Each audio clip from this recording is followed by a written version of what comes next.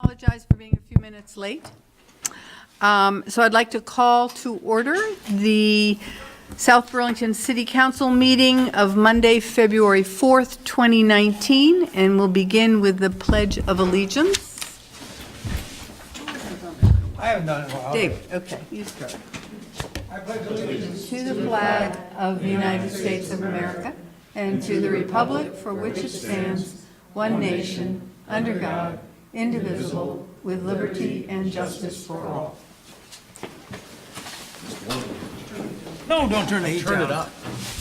I turned it up, but it goes off at 8:30, so. Yeah, so we got to heat it up and. Get out of here by 8:45. Yeah. Okay, we'll try to. The second item is instructions on exiting the building in case of emergency. In case of emergency tonight, please go out one of these two side doors and proceed to the parking lot to the south and gather there. If these two doors are blocked for some reason, please go back out into the main lobby and out the front and around to the south parking lot and gather there. I will be responsible for making sure the building is cleared, so please leave immediately. Thank you. Agenda review. Additions, deletions, or changes in the order of the agenda items. And in spite of being asked to review this, I did not notice that we didn't have committee reports. So I would suggest that we add that as a item 11A before other business. Okay. Are there any other changes or additions? Things we forgot? All righty. Then I'll move on to 4. Are there any comments and questions from the public not related to the agenda? Jessica? Oh, no, I'm sorry, Monica, excuse me. Yes, please. I apologize. I have 3 things if I can fit them, but they're short and sweet. The first is I have been sitting on the TDR committee as a backup to Michael Mittag as he was traveling, and so I didn't have an official seat, and Michael is returning, I believe, in the next meeting next week. I'm sorry, Monica, did you, for the camera? Sorry, Monica Ostby. Thank you. So Michael will be back, and I have really enjoyed being part of that committee and think that I can continue playing a good role on the committee. I also understand that there is a seat open that had not been filled from the public, I believe. Just no one came forward with interest in that seat, and if that seat is still available, I was going to ask if the council would consider making me a permanent member of that committee, and then I would not be backing up Bernie on the Open Space Committee as a planning commissioner, but I spoke with Jessica. She was okay with my asking you guys. So for your consideration. Okay, thank you. We will consider that. There's the next meeting is next Monday, and I'm going to be going either way, in either capacity. Second thing is I would like to ask the City Council to consider issuing a statement of support to the Community Equity Collaborative of Brattleboro. They are members of the community, members of this Community Equity Collaborative of Brattleboro area who need to express their outrage and concern. They were shocked to learn that Vermont laws protects the kind of threatening and intimidating actions perpetrated upon Representative Kaya Morris and her family that led Attorney General Donovan to declare that Kaya Morris was a victim of racial harassment. However, charges were not filed against the perpetrators. The coalition wants to support Governor Scott, Attorney General Donovan, Speaker Johnson, and President Pro Tem Ashe in addressing this unacceptable weakness in our state's legal framework. And they are urging the governor and all to use the unique authority of their leadership positions to ensure that perpetrators of hate are well monitored by Vermont law enforcement and to strengthen Vermont laws to protect individuals and communities throughout our state from the actions of anyone who intends to inflict hate, intimidation, or physical harm on any other person. I know that it's not a simple solution. There's a lot of First Amendment rights that are at stake in addressing this, but I feel that it's important for our community and the city council to show their solidarity with the efforts there, because it really does impact everyone across the state and the country. So I can leave this with you. Would you please? I Yes, was I gonna will. ask you And that. this is from their website, and I'll hand it up to you. Yeah, so if the council would consider some kind of statement of solidarity or support with this initiative, I think it would be fantastic. The last thing is, I know that in town meeting day, Burlington is going to be putting a plastic bag ban on their ballot, and it's a non-binding question. But I would ask if the city council would consider the same question, and I know we can't get it onto our town meeting day, but it's not really needed. A vote isn't needed for something like this. If it does pass in Burlington, it has already passed in Brattleboro, and I believe Montpelier is looking at it as well. Would South Burlington consider an ordinance? According to a Digger article that I can share with you, it was said there that this kind of change would not require a charter change or a state legislative approval. It can be done with an ordinance change. It also said that municipal action makes it more like local municipal action makes it more likely for a statewide ban eventually. So if the city council would consider the same kind of ordinance, maybe based on what happens with the Burlington question in town meeting day. This is limited to the shopping bags? It's This not was the like plastic single-use- straws and right, junk like this that? was, theirs is limited, the Burlington's may be more, I was trying to find what the actual language is, and I don't have that, but most of the bans are single-use, certain type of plastic. And this Digger article was very informative. It even talked about local businesses being supportive, and larger grocery stores being supportive at different times. So it just seems like a natural. Can you send us a link to the Digger report? Yes, I'll send you the Digger report link, and I'll leave this. Thank you very much. And thank you for all your service to the city. Great. Any other comments from the public? Not on the agenda. Great. Okay, announcements and the city manager's report. Tim, you want to start with announcements? Well, I went to my 12th city council meeting last week in a row. Just for that week, right? The 12th one last week? Yeah. So I went to a city council meeting last week and a TDR meeting and a steering committee meeting. And I will be an MMI interviewer this Friday at Larned College again. That's all I have. The TDR meeting was good. We're obtaining a lot of good information, and I think that with the next meeting and Michael Matag coming back, we'll be able to create some documentation that will be useful to the rest of the council. There's clarity and focus for the... I think there is now. There was some question about that, at previous meetings, but I think the immediate need is to, first of all, document the current state of TDRs, the history of it as well, what the scope and bounds are of it legally, how it's implemented, and perhaps some recommendations on how it could be made better. But those are the things for the council and the planning commission to consider. I don't think we're going to come up with hard conclusions about, that. Well, I don't think that we're going to be saying, oh, you should allow TDRs to do X, Y, and Z. I think we'll have some sort of broad proposals if we get there, but, we're not there yet. So. I think the important thing is that the average person doesn't really know how TDRs work.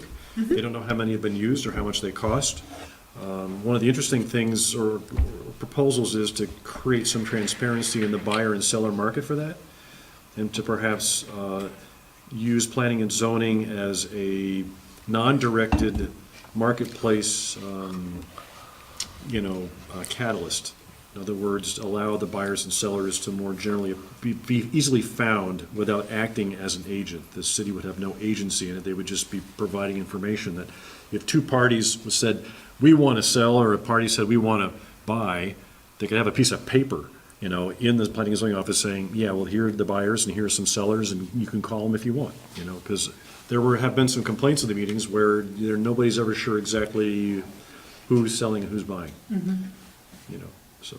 And I don't think the city wants to get wrapped up too tightly in that. But I think if the city has lists of names that were volunteered by different sides, they could say, here's a sheet of paper, we don't endorse anybody in here, but it's a list of names and phone numbers. Give them a call. You know, that way you couldn't complain that there wasn't somebody who was trying to be known as being a buyer or seller. We don't want to make a market out of it, we just want to enable people to connect to each other. Great, thank you.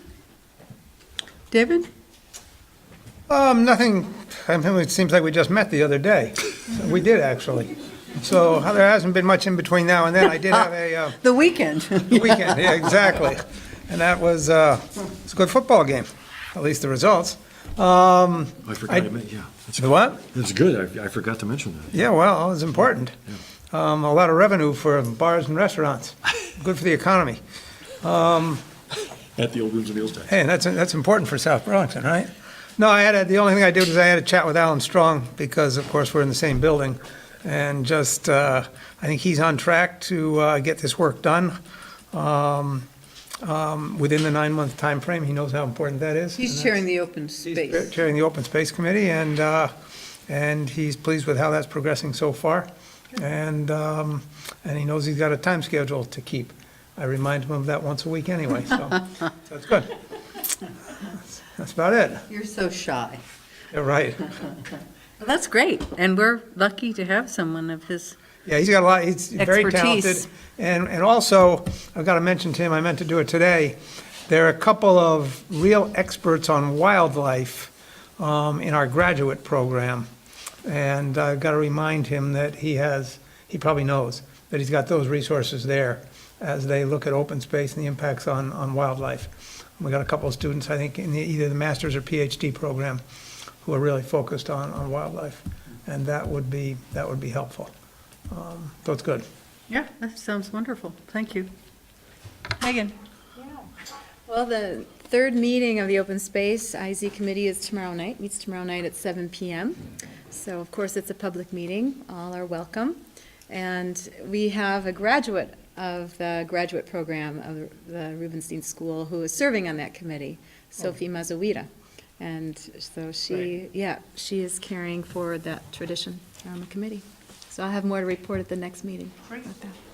Tom? Nothing comes to mind, but I will make an endorsement. I don't know if it's in time, but by the time Thursday comes around, and this is in the other paper, but I'm really excited this Saturday, the SB Rec Father and Daughter Valentine's Day Dance. Got a great date. I'm looking forward to taking her to that. The pink jacket, is that what you're? Oh, good. That I take out this time of year. Uh-huh. 2 days? One of them has a sleepover, so just one day. Great, okay. And I just chimed in over the phone on our steering committee meeting with the city council, with the school board, and missed the last meeting. Although, as it turns out, I was sitting on the runway for 4 hours as Detroit Airport was closed due to freezing rain on all the runways and taxiways. So I could have joined, but they kept saying, well, we might take off, so I didn't make that call, so sorry. It would have been more fun than just sitting there, I think.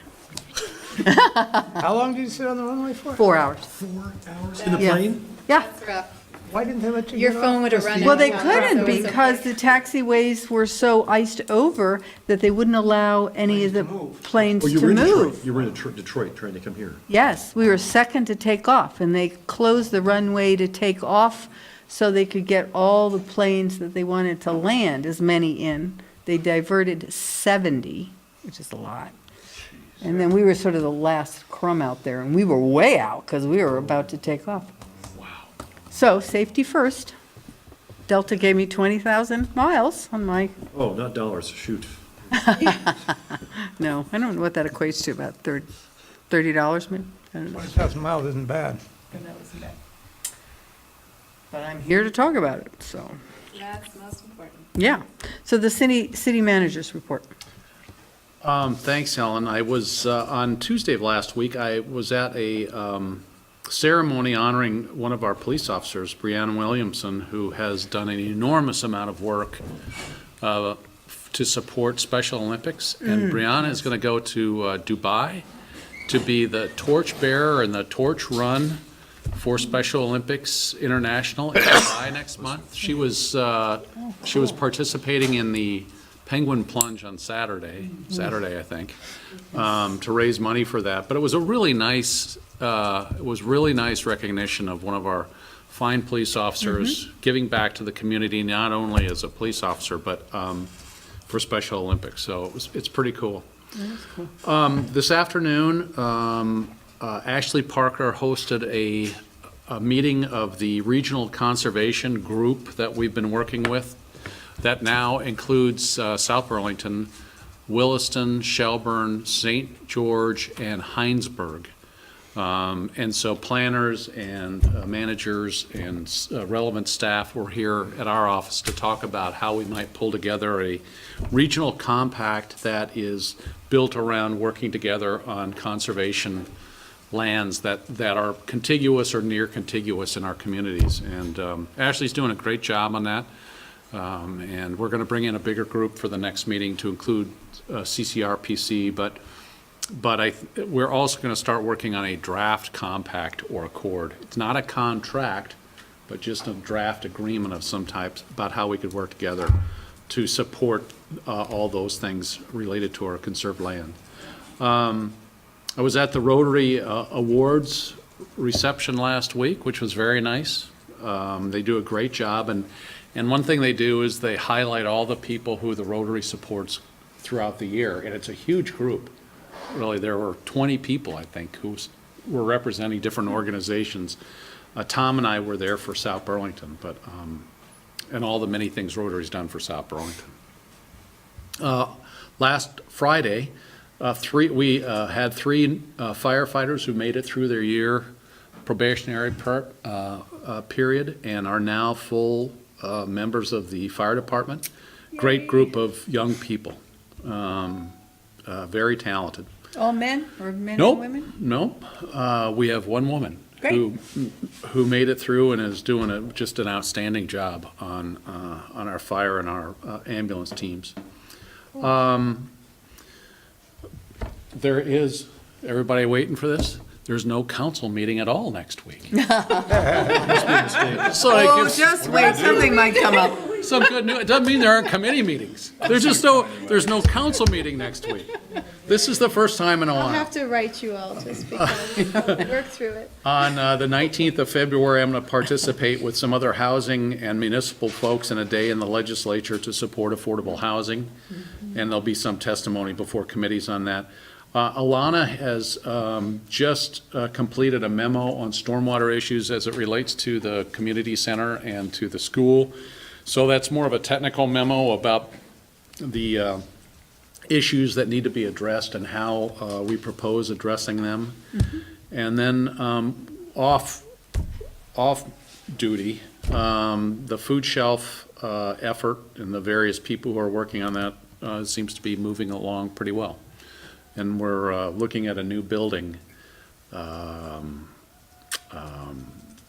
located just up the street, actually. Not ready quite to announce it, but it looks like a good facility for the food shelf. So lots of work still remains to be done on that, and a lot of community volunteers involved. So it's all good. That's my report. Okay, I Tim, just forgot one thing. sure. So the Better Buildings by Design Conference is this Thursday and Wednesday at the Doubletree, and on Thursday at 1:30 p.m., the public can go into the exhibition hall and actually see all the exhibits. So I think the theme this year is affordable efficiency. So all the vendors will be there with all their wares and interesting things to look at. So I think anybody can just walk in at 1:30 on Thursday till 3:30. So I'm going. Great, thank you. Okay. Moving on to item 6, the consent agenda. I would entertain a motion to approve the consent agenda, including the signed disbursements, approval of minutes for January 14th and the 22nd, and approve the form of the documents related to the issuance of a $14 million general obligation bond for voter-approved improvements at 180 Market Street, as presented, subject to the insertion by the manager on advice and consent of legal counsel dates of or other data related to the transactions as the same becomes known, to adopt same, and to authorize execution and delivery thereof when complete, subject to the city's receipt of the proceeds from the sale of its bond. Tim? So I have a problem with item C, but it's not huge. I don't know if we want to talk about it now, or do you want to remove that and we'll do it later? Or Andrew is aware of my small Here, concern. so is it okay if we talk about it now rather than make Andrew come back at whatever time it is we end? Midnight. Not midnight tonight, I hope. So why don't you come forward? Thank you. 50 in here. So do you want to approve the other two items Yeah. or just get this Well, I mean, if we can take care of addressed? this, then we Okay. can approve them all. All right, so what is your So concern? in the very beginning of the document, it states that at a meeting of the city council where a majority or quorum was present and there was unanimous vote in support of the project, it wasn't unanimous. So I just want to change that language so you could say a majority of the, Yeah, I think we could just, Andrew Bullock, city attorney, I think we could just strike through the that word itself. I've already reached out to outside counsel to make that edit. Yeah, so, so I think other than that, it would just be approving the consent agenda as amended.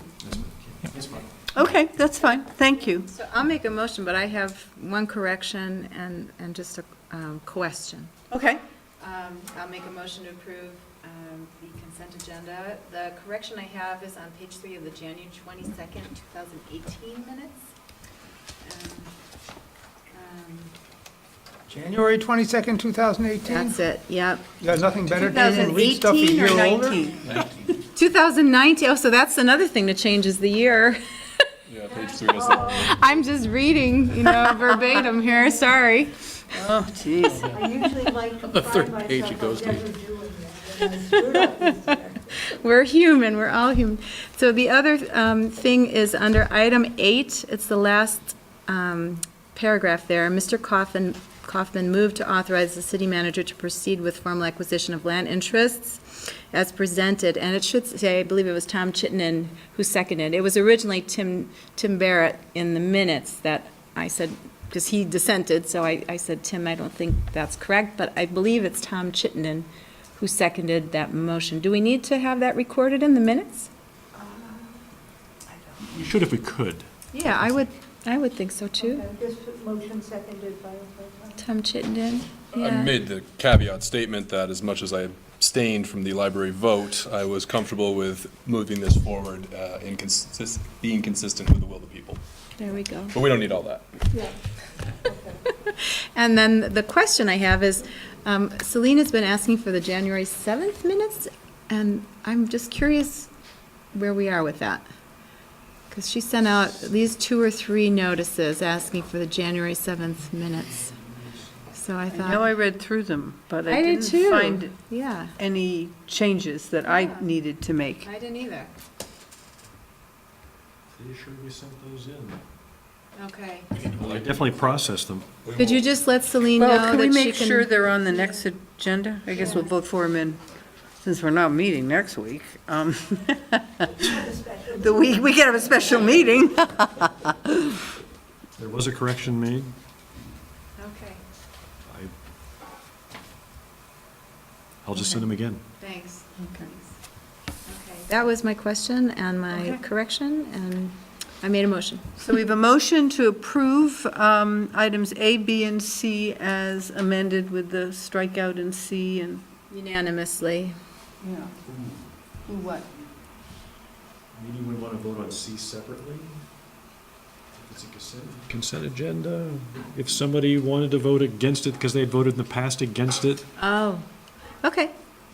I'll consider that a, We do it in the Green Mountain Transit all the time. You just pull it from the consent agenda and then we have a separate vote on it. that's fine. All right, That's a friendly so amendment. the motion is amended to agree to A and B as presented with the very minor corrections on the January 22nd, 2019 minutes. second. Okay, so it's moved and seconded. Any further discussion? All in favor signify by saying aye. Aye. Any opposed? Okay. And now we have item C, approving the form of the documents for the issuance of the $14 million bond.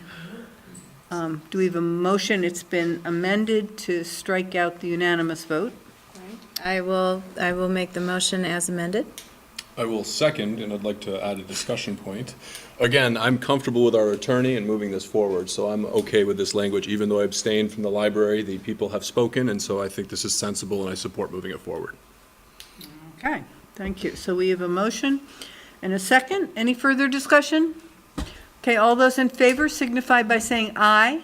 Aye. Any opposed? Nay. Nay. So it passes 4-1. Okay, moving on to item 7.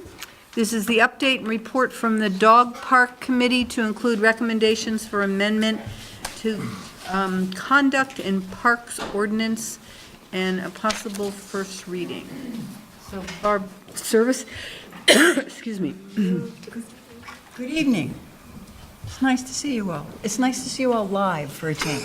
Instead of sitting in my living room in California watching you from a distance. You came back just for this meeting? And tomorrow. She missed it. She missed us. What's tomorrow? And then you're flying back? She has a meeting tomorrow, Dog Park Committee has a forum tomorrow night. public hearing at And then you're the, flying back? And I'm flying back on Wednesday. Yes. But I Dedication. spent the weekend visiting with friends, so. No. Anyway, I am delighted to be here. I have to tell you that this has been an amazing group of people with whom to work, and I'm delighted. I sent you a written report.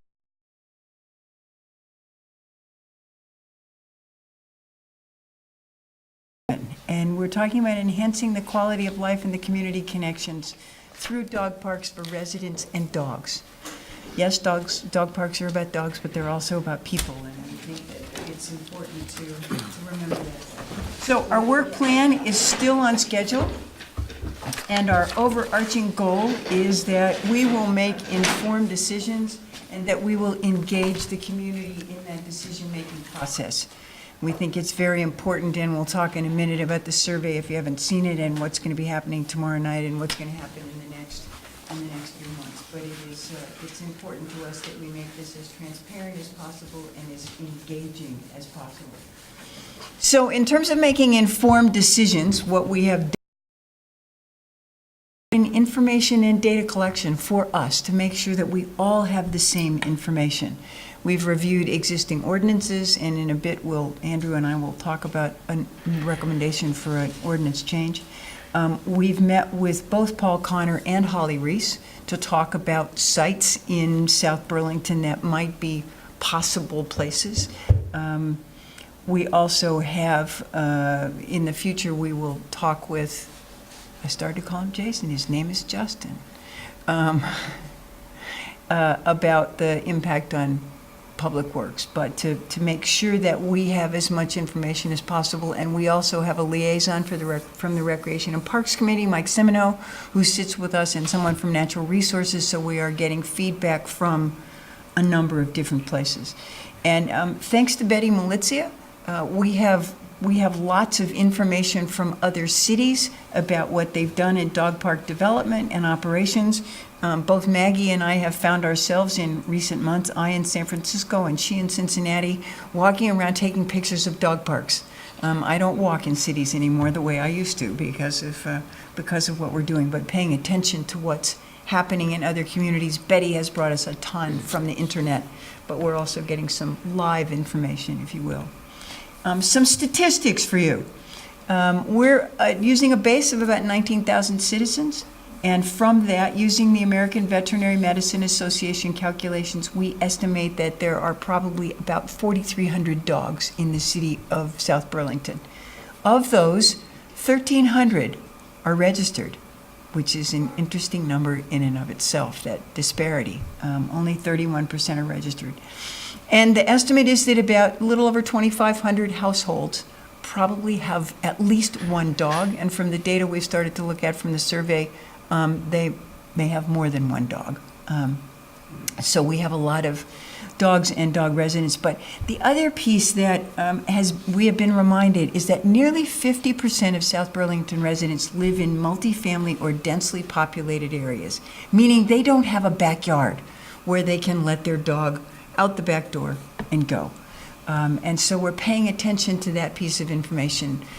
We've talked with the people working on the PUD about including something about dog parks in that document. We also know that there are a couple of densely populated areas where a dog park amenity has been added, but it's very small. And one of the things that we learned tonight as we looked at the first set of data had to do with the fact that people want a place that's large enough for a big dog to have a good time and to play. And dogs need a place to play. I am often reminded of that, that they need a place to be dogs and just to romp and have a good time. So, in terms of community awareness, and so I have copies for all of you.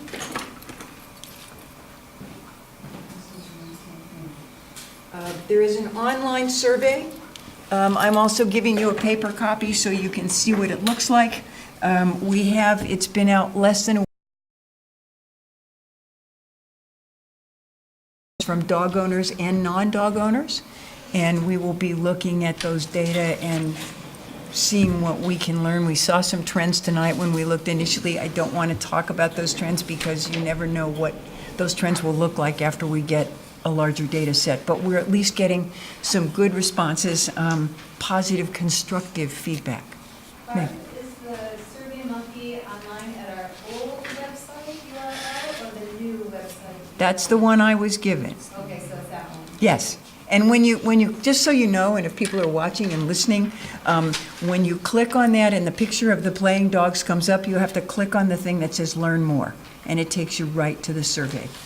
And so I would encourage people to please take a few minutes, takes fewer than 10 to fill it out, and the information will be really helpful to us. And I'm grateful. We had, in response to one of the questions, we had 50 comments. Not only did people answer the question, but they took the time to write a sentence or two. So it will be helpful to us. Tomorrow night, 6 o'clock, in the community room at the police department, we are hoping, we've put it out there as much as we can, for people to attend a forum where we're going to talk a little bit about our process to date. And we are also then going to say, we'd like to hear from you. What is it that you want us to know about dog parks and about dog parks in South Burlington? So we will do this as a preliminary. We're not going to have a report for them about sites in terms of, yes, we want to put a dog park in. Tom, didn't you offer your backyard for that? Yeah. That decision has not been made. But instead, we're going to sort of show them the information that we have gleaned so far, and then we will take the feedback from tomorrow night and also from the survey and move forward in terms of trying to determine at least an initial site recommendation and hopefully a longer-term plan for you to look at in terms of that. Yes? Excuse me. This survey looks great, and it's particularly is requesting information about potential users of the dog park.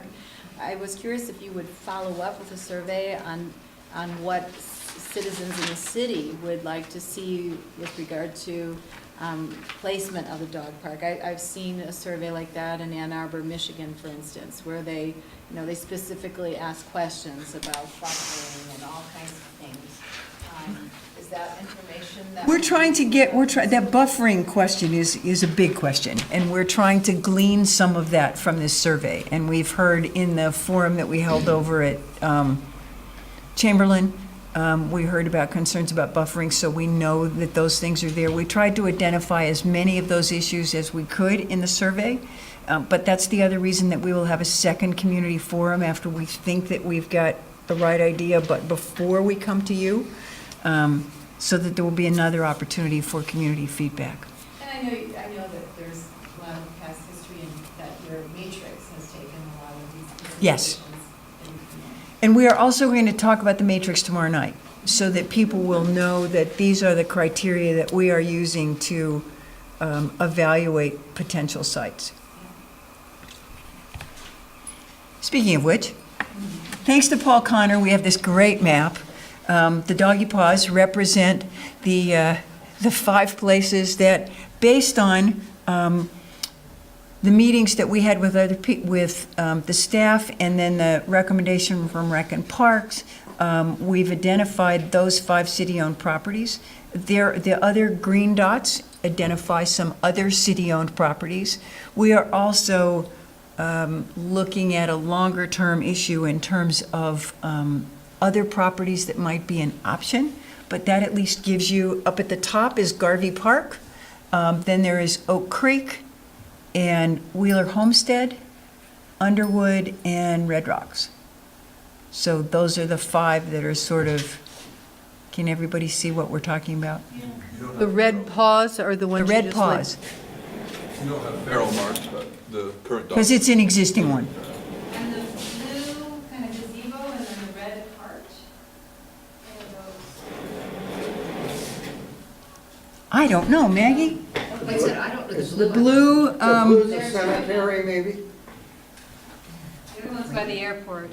Yeah, they're probably the cemeteries. Oh, okay. Ah, right. okay, yes, And one Yes. of the cemeteries Right. has some space. Okay.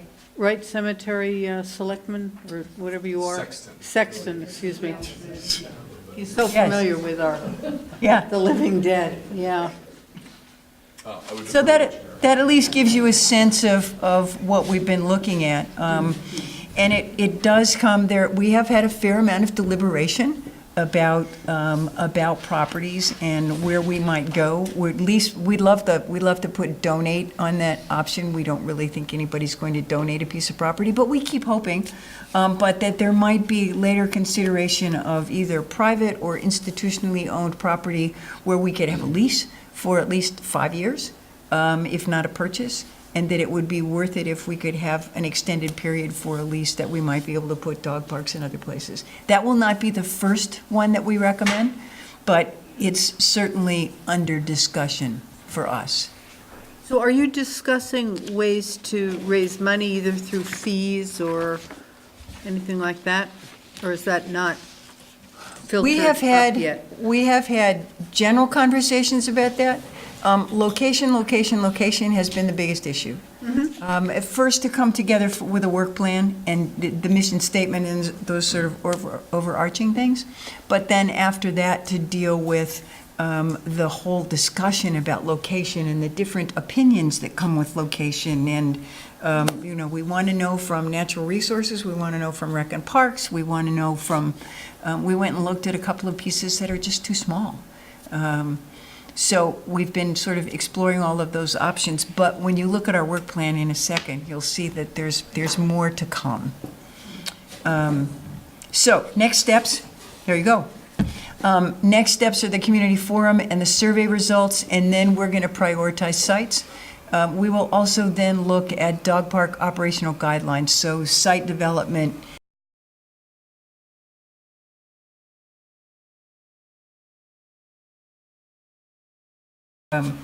an area that isn't grass. And Betty Malizia is our resident expert on that, so I'm not going to try to answer questions related to that. But if you have them, you can ask her, because she knows all things about dog park sites. About maintenance, about operating rules, about the whole thing about who's going to have access. How do you get access to the dog park? Right now, anybody can go in there. We will be having that discussion in terms of people who have a licensed dog using dog parks. And how will they then be able to access that? How will it be monitored, et cetera? In terms of the funding issue, Maggie went out with the flyers about the forum and had a really positive response from some local places that we wanted to post that, and we're hoping that there are some foundations as well as local businesses that will be interested in providing support to the first and continuing dog parks, as well as the development of Friends of the Dog Parks. And so far, we had a number of people, maybe 20 out of 90, 25, who indicated that they would be interested in some sort of a group about the dog parks. So we're hoping that a few of those folks will step forward, and much like Friends of the Library, we'll have Friends of the Dog Parks. And there are Friends of the Dog Parks in other cities around the country that we've looked at. So we're pretty hopeful about the funding resources issue, that we will be able to supplement the city's contribution with some external funds to enhance the dog parks. We also anticipate a second community forum sometime in May, where at that point we are hopeful that we will have at least a draft of something that talks about location, initial, and then projected future locations. We are all agreed that we're going to need more than one dog park in South Burlington, and so a plan for the longer-term evolution of dog parks. And then I hope, Kevin, you will save a spot for us on the June 3rd City Council agenda. It's I address it to Helen or to Kevin or to both? Okay. Remind us, like. Please. Oh, yeah. Maggie will not let. Email or something. Maggie will not let anybody know. The week before, because, We just want you to know that Both we have we lot have a of good date. intentions. We have a date in mind to be here, to be able to give you the first round of real solid recommendations. In terms of the future work of the Dog Park Committee, there is a lot. Beyond the anticipated recommendations for June 3rd, we hope that we are going to open our first dog park, that we'll develop Friends of the Dog Parks, that the collaboration will continue. We'll look at funding. We'll look at activities like agility that people may be interested in having, or Parks and Rec may be interested in offering something. We also need to plan for a leadership transition for the committee. Both Maggie and I will be seeing the end of our terms after the City Council on June 3rd. So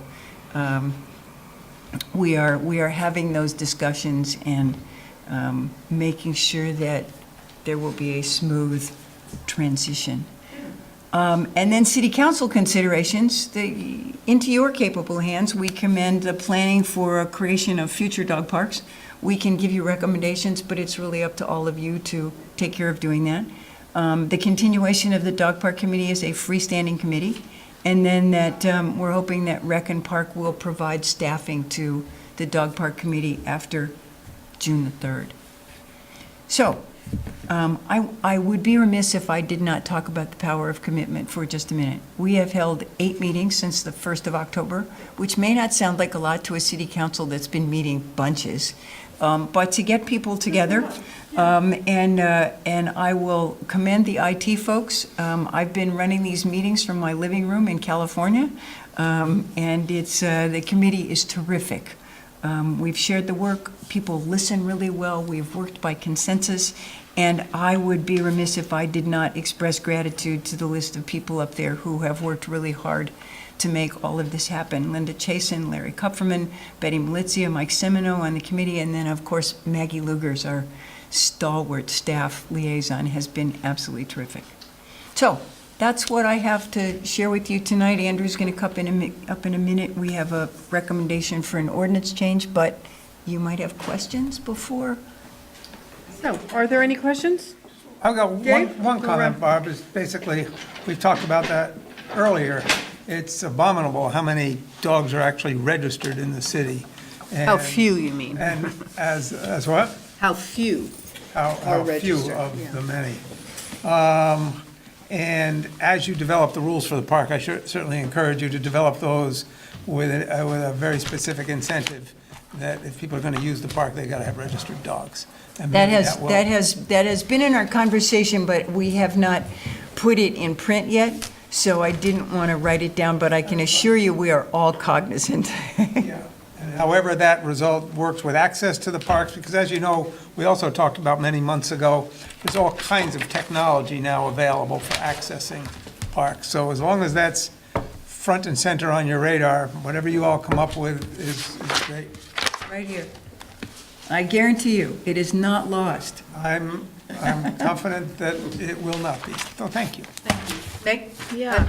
Megan? Yeah. Well, Betty Malizia is on the Open Space IZ Committee, so she will, I think, be keeping an ear open to see what lands we're looking at that could be potential sites for dog parks. But I just wanted to add that to your radar as well as to Maggie's, and you can, of course, transmit that to the other committee members, that as we go through these open spaces in our city, there might be something that comes. We are hopeful. We feel sort of constrained by looking at this point, at city-owned properties, but we have had conversations about non-city-owned properties and hope that that will be part of an evolving conversation. Tom, any questions? The budget we just passed, or that is going to be in the March ballot for. Yeah, there's dog park? $25,000. $25,000, okay. You know, Right? That's I ongoing? think it's Is 25. that Thought to be ongoing, year to year? Okay. All right. So there's, Once it's in the general fund. there's money, okay, so there's money. For land, you're talking about open For space. what, for whatever, I don't, is it Well, specific? no, it's $25,000 for a dog park, so it might be fencing, it could be any number of things for a dog park. My understanding from the conversation I had with Tom briefly the other day was that the first word he mentioned was fencing. But it would depend on whether or not we're successful in finding some external funding, and what we can do with that in terms of supplementing, and what it's also going to take for basic things like water and shade and some things like that. Okay? All right. Well, thank you, that was excellent. Thank you for all your work. Thanks for coming back. Yeah. Andrew Bolduc, City Attorney. Included in your packets is a red line edit of the Conduct in Parks Ordinance. It's a relatively minor one on page 6, minor language change. But I'm curious what it was brought forward to me by Holly, and I'm curious the committee's perspective on how it arrived at coming to this recommendation. During the deliberations of the Dog Park Task Force, and we don't want to go back and revisit a bunch of history about some of that, but during the Dog Park Task Force and the closing of the park at JC, it became really clear to us that JC was not a park that should be off-leash. It's pretty intense in terms of the activity that's going on there, and Mike reiterated that tonight during our meeting before this meeting. And so we think that JC needs to be designated as an on-leash park for people who bring their dogs there. Why not Wheeler and Underwood? I haven't gotten there yet. Okay. So, yeah. I'd echo that concern. If we have leash requirements at Red Rocks, it makes a lot of sense to also have them at JC Park. In this litigious society where people hire lawyers for all these things, I think the city's exposed if we don't have a leash law, putting the onus on the owner of the dog to have these dogs under control. Yeah, Baycrest, I mean, all these little pocket parks too. I would, before we would approve this, because aren't there hearings to? Yeah, there would be a second reading and public hearing that would be warned if the language was approved. We did it tonight so that I would be here for the first reading. Betty will be here as the vice chair of the committee, will be here for the second one, but wanted to at least bring it up tonight while we were talking about dog parks in general. So is the council agreeable to including all of the parks as a required leash? I don't want to start enforcing it differently, but I think it makes sense to have a consistent requirement across all of our publicly owned lands. How do we enforce, we don't really enforce it now. It's just, that's what you hope people will do. And you have a little sign that says dogs must be on the leash, but we all know, myself included, don't always follow that. That's at this particular point in time. If the dog park committee recommends a dog park at one of the parks, then that park will not be just on leash, right? So right now, with nothing on dog parks, then blanket across the board, dogs have to be on leashes in city parks. If they then designate a park for a dog park, then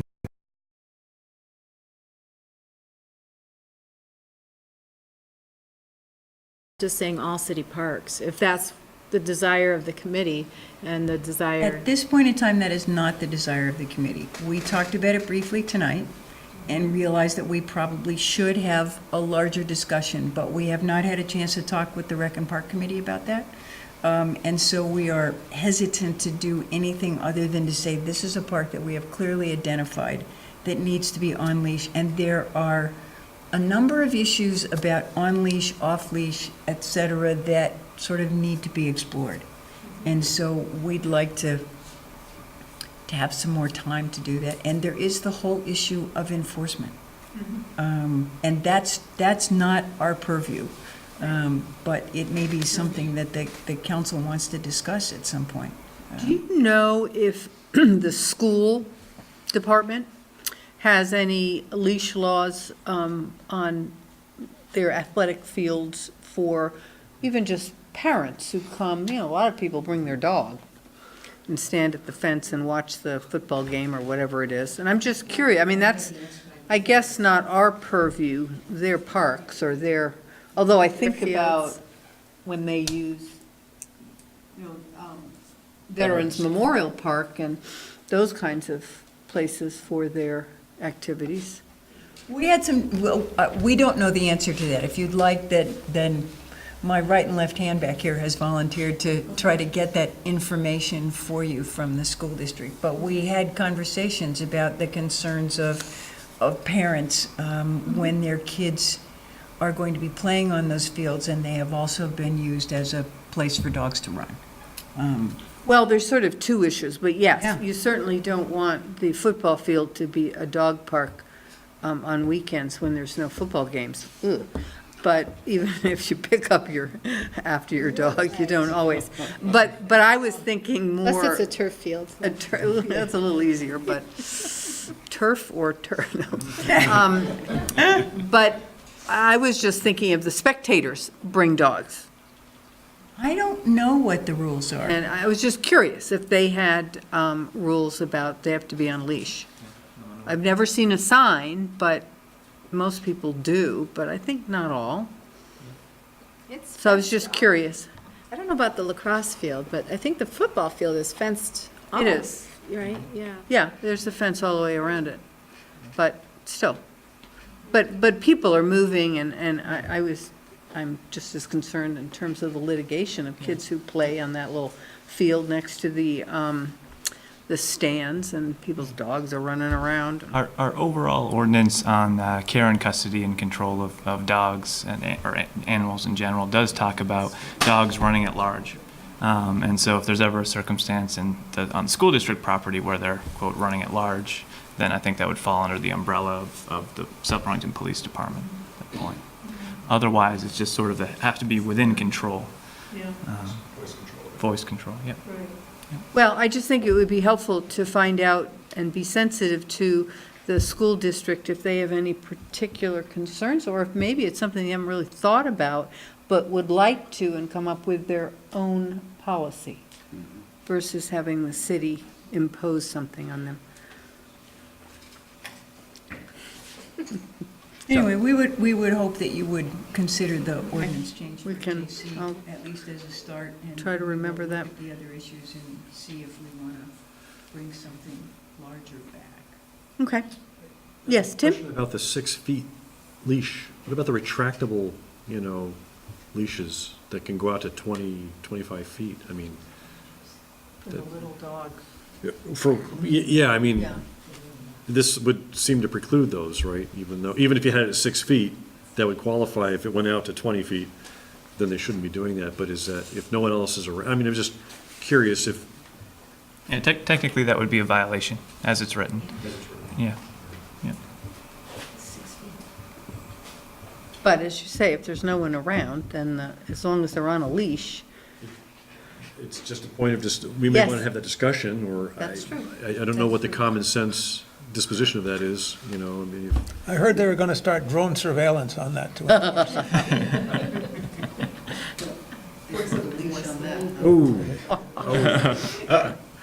Okay, back on track. I think that dogs on the 20-foot leash are not under good control. And you can't easily get them back.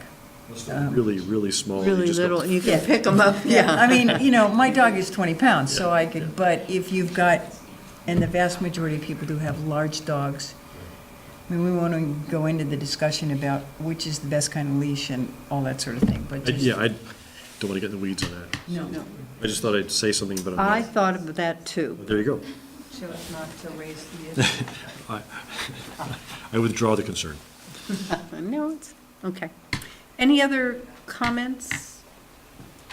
So we have to set another hearing meeting? Oh, comments from the public? Yeah. Just a quick question. Does a leash include the remote collars? Does that qualify as a leash in your definition? You know what I'm talking about? Yeah. Dog wears a Yeah. collar and you can buzz them. You and- zap them and they stop. I would say as written, that wouldn't qualify as a leash under the ordinance. It does not? It would not, yeah. That would be under control, certainly, but not on a 6-foot leash. Good question. Okay, so we need to set up a time certain and a date for the next hearing? Yeah, so based on the warning requirements, it needs to be published in the other paper. And so what we've traditionally done is not have it at the next council meeting, but the council meeting after that. So there's a lag time of 2 meetings. So the meeting after is March 4th, and the meeting after That's that. the budget But meeting. that's the budget That's the budget meeting. meeting, correct. What about the one after that, which is the, The March 13th? No, 5 and 19th, I think. 19th. some reason I'm thinking it's the 4th, 19th. Yeah. Oh, I have a calendar. let's see here.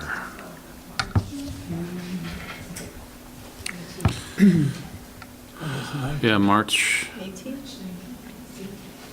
18th is a Monday. 18th, okay. Okay. March 18th? Do you You're out want west. to at 7:30 Flying back. or at 7? What's your preference? 7, 7:30? Why don't we do 7:30? Because then if, Gives us more flexibility. it gives us a little more flexibility in the front end. Okay, so 7:30 on March 18th will be the second hearing. Just a question, since there is an expense to put this in the other paper and have a hearing, it takes time, and if we were to come back in another 2 months saying, well, we'd also like to recommend these parks be added, or this language, we'd have to go through the whole thing again. Is it worth it when we have snow on the ground to do it now, or to wait until April, when you have a chance to go to the Recreation and Parks Committee, have a dual recommendation, think about what the school district's position, how that might. My guess is alter it's your- going to be, I'm looking at my colleagues in the back, but my guess is that it is going to be a while before we have a recommendation about expanding it beyond JC. I don't think it's, right now, our focus is going to be on getting a recommendation to you for a dog park and for all of the rules and regulations and operational issues that need to be included in that recommendation, as well as hopefully finding some funders to provide a little support for that. So I'm not sure that this would come high. And it And if also, we were to charge the Recreation and Parks Committee with making a recommendation? I think it should come from us and then go to Recreation and Parks for concurrence or not. But excuse me. I'm getting 2 head nods in the back. And they also are working on a whole lot of things in anticipation of a major project that's going to come to them. That's why I suggested And- April instead of March. And so I think that it will be a while before you see another recommendation coming forward. It felt to us like the Dog Park Task Force had brought this already. And so it's been sitting there for a while.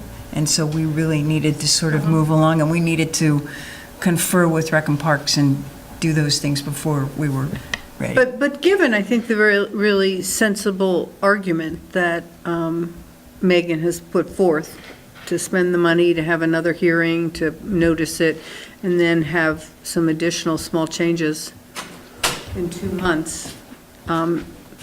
I don't think you'll see it in 2 months. I think it's going to be at least 6 or 8. That's my best guess. But, Well, what's your? I just raise it. And Andrew, the other ordinances that we're going to be seeing tonight, will those be warned at the same time? Will it be able to Yeah. kind of cut the cost of, Sure. it's not just a one-by-one cost, it can be like a bulk cost? Yeah, sure. Yeah, and we could do it if we're gonna kind of bunch them all on March 18th. We could do first readings of the parking and traffic ones if we want to. Okay. And also have it at that first reading the next meeting, and then still warn it in time for the 18th. Well, why don't we try to do that then? Okay, so it stands Thank that you. we'll have a second hearing at 7:30 on March 18th on the dog ordinance, and anticipate some other first hearings on ordinances that same meeting, So I will move that we hold. or second hearing. Yeah, the Second hearing, Yeah, excuse me. second. Okay, Megan? I will move that we hold a public hearing with regard to just a minute, the ordinance regulating conduct in South Burlington parks for Monday, March 18th at 7:30 PM here in City Hall, 7:30 PM, period. Second. Okay, any further discussion? All in favor, signify by saying aye. Aye. Any opposed? Great. Thank you very much. So we're running a few moments late, and so we're going to skip down to number 9, if it's okay, to convene the public hearing to receive comments related to the proposed charter amendments to be presented to the South Burlington voters for consideration during the city's annual meeting scheduled for Tuesday, March 5th, 2019. So, I guess a motion to open that public hearing? So moved. Second. All in favor? Discussion. Oh, I'm sorry, discussion? So similar to Tim's vote earlier, I am going to oppose calling this public hearing because I am opposed to Article 3 that we are warning as part of the process. So I'm going to vote no, and I just wanted the public to know why I'm about to vote no to not open the public hearing. But aren't we required to have this public hearing, which is why we're having it? Because the ballots are already printed, so whatever, this is totally superfluous, is it not? No, it's one of the requirements of the statute that for amending a charter that you have to have these public hearings a certain time period So what out. happens if we don't have a public hearing? We could potentially be in violation of the law, and we could be challenged that the charter amendment was not valid. All I'm saying is this has nothing to, this is protocol. Don't support moving forward Article 3 to the public, so I'm not going to vote to all open right, the I public think- hearing. Oh geez, if enough of us vote against it, we could stir up all kinds of trouble. Yes, you could. You could. But I'm not going to. Thank you for pointing that out. Yeah, right. So we have a motion and a second. Go for Do we have it. a second? I'll second that. Okay, Was second. Oh, I second it? okay, second, okay, all in favor? Aye. Aye. So we are now Nay. convening, oh, and one opposed, excuse me. The cheese stands alone. We'll convene the public hearing. Are there any people in the audience who would like to comment on the proposed articles Not that it or would do charter any good at amendments? this point. Pardon? Not that it would do any good at this point, right? Correct. But it's a public But there's nobody there. I move we Anyone? close the Okay. public hearing. So I suggest. Can I What? ask a I'm question? sorry, yes. So this is a question for I don't want to waste Andrew. time. The committee and the state legislature and the governor approves this, right? And we're able project that fits within the scope of this, right? And we go to vote to actually add the tax. Will we have the ability to vote for either just the 1% rooms a meal or just the 1% sales or both together? The council has broad discretion, the way it's written. Okay. Yeah, to determine what it is, and also believe it says up to 1%. I thought it said and or whatever, so I was just want to make sure that we, yeah. Oh, and it could be up to 1%. Right. Right. Yeah. Okay, thank To you. that point, I just still don't support giving future councils, this one or a different composition, the right to invoke a sales tax. And that's why, on principle, I didn't support voting to open this public hearing. Okay. You, on record. I move to close the public hearing. All in favor? Aye. Aye. So we have held our public hearing. Huh. I'm trying to be consistent. Should we let him? No. Okay. So let's move back to item 8, which is the TIF District Annual Report. And Alana Blanchard will present that. Welcome. Thank you. Good evening. For the record, Alana Blanchard, Project Director. I'm here tonight to both as a state requirement, but also to give you a summary of the annual report that was provided to the Vermont Economic Progress Council. They compile all the annual reports for each of the TIF communities and present them to the legislature in another report. So, and that happens on an annual basis. So last year was the first year we had the requirement, so this is the second year. The form has changed slightly. We were not required to provide a narrative this year, and they had some accounting changes, which did not affect this year very much, but we have a second spreadsheet which affects the prior years, although you just see the summary on this so that it doesn't show up that much, but it was a big change for us. This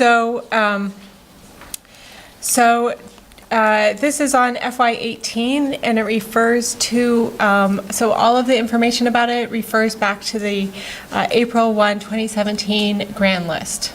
So sort of, when we put this together, we're sort of we're thinking about multiple grand lists. Right now, the assessor is working on the 2019 grand list. So it's a nice time to reflect as we move forward. Key elements of this are certifying what the original taxable value of our TIF district was in 2012 when it was created. All growth in the grand list within the district is measured against that year. And so this year was also the year that the TIF district was locked down for the FY 2017 grand list, because it followed the first vote and debt that the city incurred. So this year, you'll see there's some discussion about a discrepancy between what was on our certified original taxable value. Our accounting system shows one number, and that is what is the number in the report. We're still waiting for the certification from the property valuation at PVR. And Review Department of the State Department of Taxes or Taxation, and so that's discussed a little bit in the report. They're pretty busy right now, or have been for the past year. The increase between the original taxable value and the 2018 or the 2017 grand list value was just under $5 million. That includes the David Schenck development, Black Bay Ventures on Heinsberg Road and Market Street, the Trader Joe's and Pier 1 developments, and the subdivision of the South Burlington Realty parcel. So there was, the land for Allard Square was broken off from what was a new lot called Property B, which is from Garden Street west to Mary Street. And the Mary Street section was also broken off. So that added about $500,000 of value to those three sites. So Black Bay, Pier 1, Trader Joe's, land split. Yes, Anything else? that's it. Yeah. As of April 1st Dumont Park last year. doesn't, that's not 2017. taxable, so that isn't. This is for April for 2017. Yes, And April 1, this data was 2017. taken when? April, so the increase in value is based on the grand list as of April 1, 2017 from 2012. Yep. So, and then we report on what's happened in FY 2018, which is then July 1, 2018 2017 through June 30th, 2018, so. So would it be fair to say as additional parcels are divided, that their value increases and this grows? Yes. So smaller lots are more, sorry. Why is that? Why is that? You had 10 acres of land, you divided off half an acre. The subdivision itself has value. It does. It becomes a developable lot. Yeah. Yeah. And also smaller lots are worth more per acre than larger lots.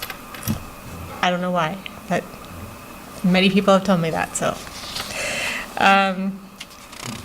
So the total TIF revenue that was collected or increment in FY 2018 was $72,940.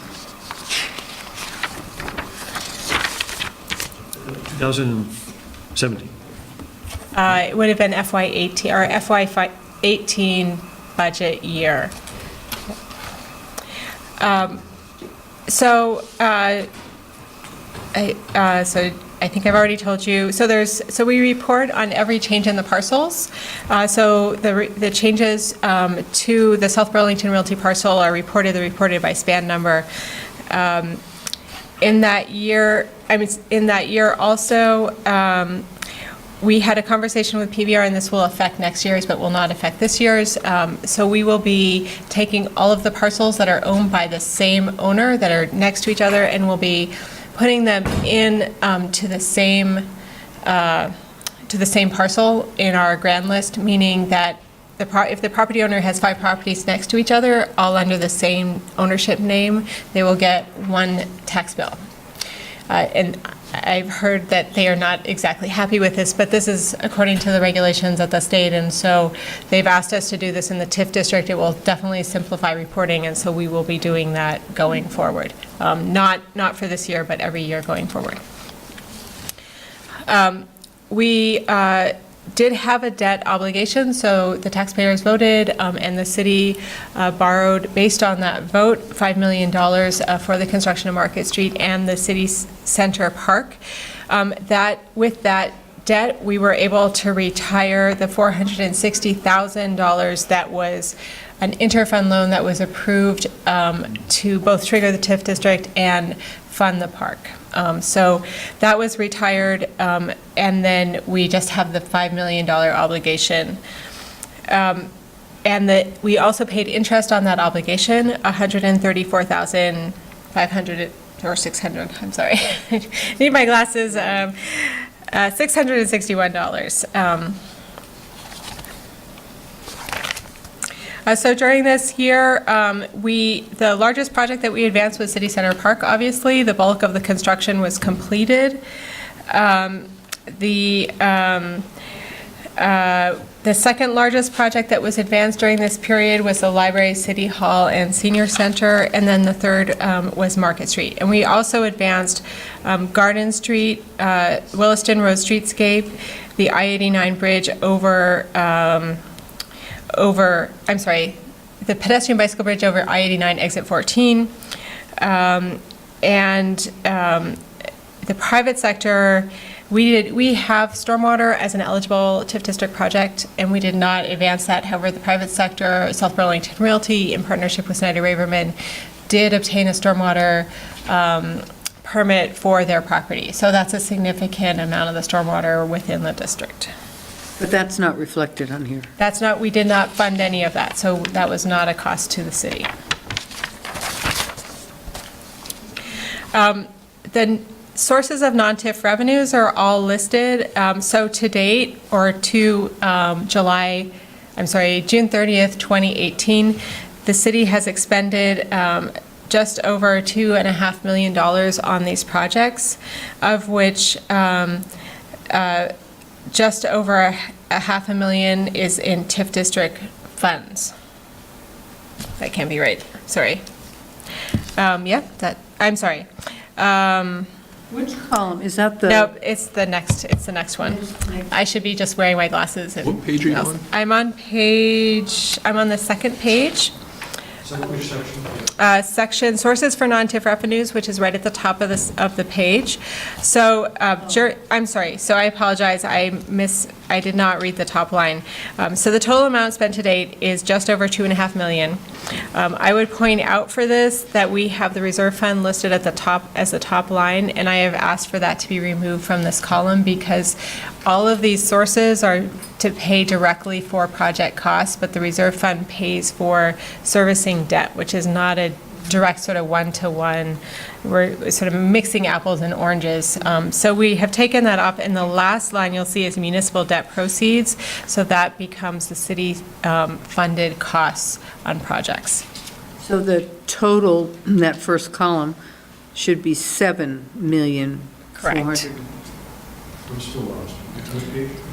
So we're on On the Four list of like this. seven. I'm Four of sorry. seven, in the bottom right-hand corner. 1, Of seven. 2, Okay.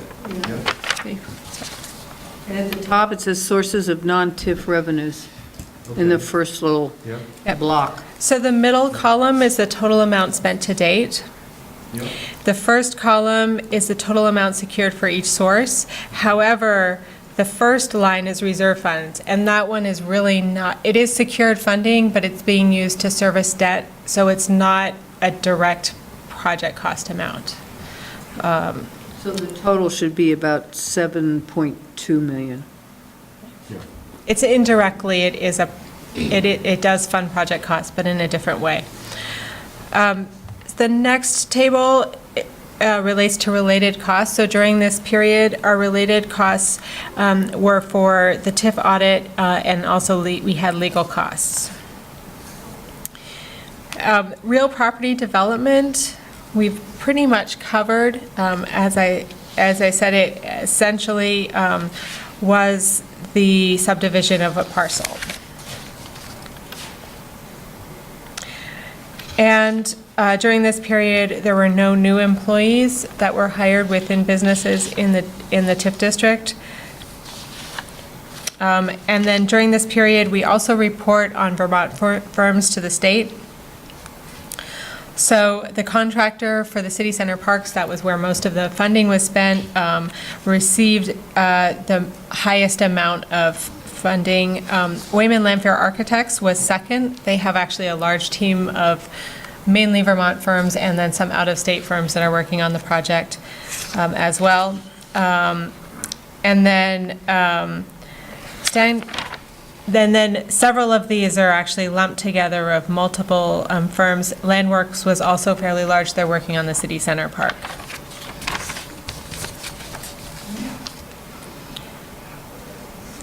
And then we also report on what our approval criteria and what we have advanced towards the approval criteria. At this point, our main we had businesses that were developed, and new jobs that were created because of new businesses, and that was satisfied with the development of the Pier 1. That criteria was satisfied. Transportation enhancements was another one of the criteria that we met, and that we have not completed any transportation project. On the other hand, the development has not occurred yet that created the need for the transportation project. So we'll continue to work towards that, towards satisfying that criteria. So next year, when we go to jobs created, whatever Allard Square has hired to, Correct. will be in those numbers. Yes. Yeah.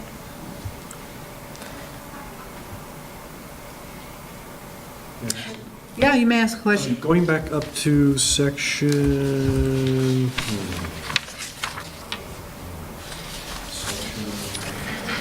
Three, votes and financing debt instruments, right? So Yes. you have rows 1, 2, 3, and 4, and then an example row, so disregard the example row? Yes, please. It's like, where'd the 2.95 million come from? Okay, that's what I thought, but I wasn't sure, because there were real numbers in there, and, you know. Yeah, Where are no. you? Thank you, I was having that same question. Yeah, this, section 3, votes and financing, that's on 2 out of 7. Oh, yes, okay. So there was a grayish blue line that says example, but I didn't, It said Main Street. So I just want to make sure that was just an Yes, example. no, that's an example. Yeah, there are a lot of locked cells on this form. This is a fairly complicated form. Do you think the state understands it? They've been simplifying it, so I have to give them some kudos for that, so, yeah. So the Poon, Oh, I'm sorry, you have another question yeah, there, the Tom. Poons created 4 apartments on one floor in the old venue Half of their- China yeah. Light building. Are those occupied now? I think so. Yeah, I saw one listed for rent. You did? Yeah. Okay. Actually, all 4 of them, maybe, yeah. What are they renting for? 1,100 per month, 1,000 per month. Lots of parking. That we'll soon Easy be access sharing to with them. shopping. And so there was an anticipated construction that didn't occur on that building or on that property? From the report, Yeah. I don't know. So the Poon Trust has come in several times to discuss potential developments on their property that are not redevelopments of the existing building, but redevelopments of the whole site.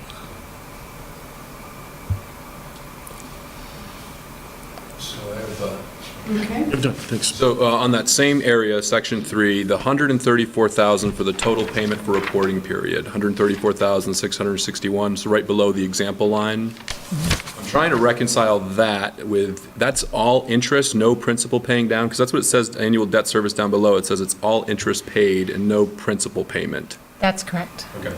And the page before, we have $79,000 for the last reporting year, fiscal year 2018. We took in $79,000 in total TIF revenues based on the $4.6 million increase. Is that correct? 72,000. 72,000. So if we had taken in more, would it be capped at that 134,661 as the, no? No. So all the increment that the city receives goes into a separate fund. And it's, if there's no obligations, it sits there. After the city completes all of the debt that the city can issue, meaning that once we reach the deadline for debt, unless we're Burlington, but we're not Burlington, so until we reach, once we reach the deadline for debt, then we will work with the state to figure out how much we actually need to make the payments, so that if we have a surplus, we might reduce the percentage that we keep. So right now, we keep 75% of the increment. 75% of the municipal and state increment goes into this fund. Which was $72,000 last year. Right.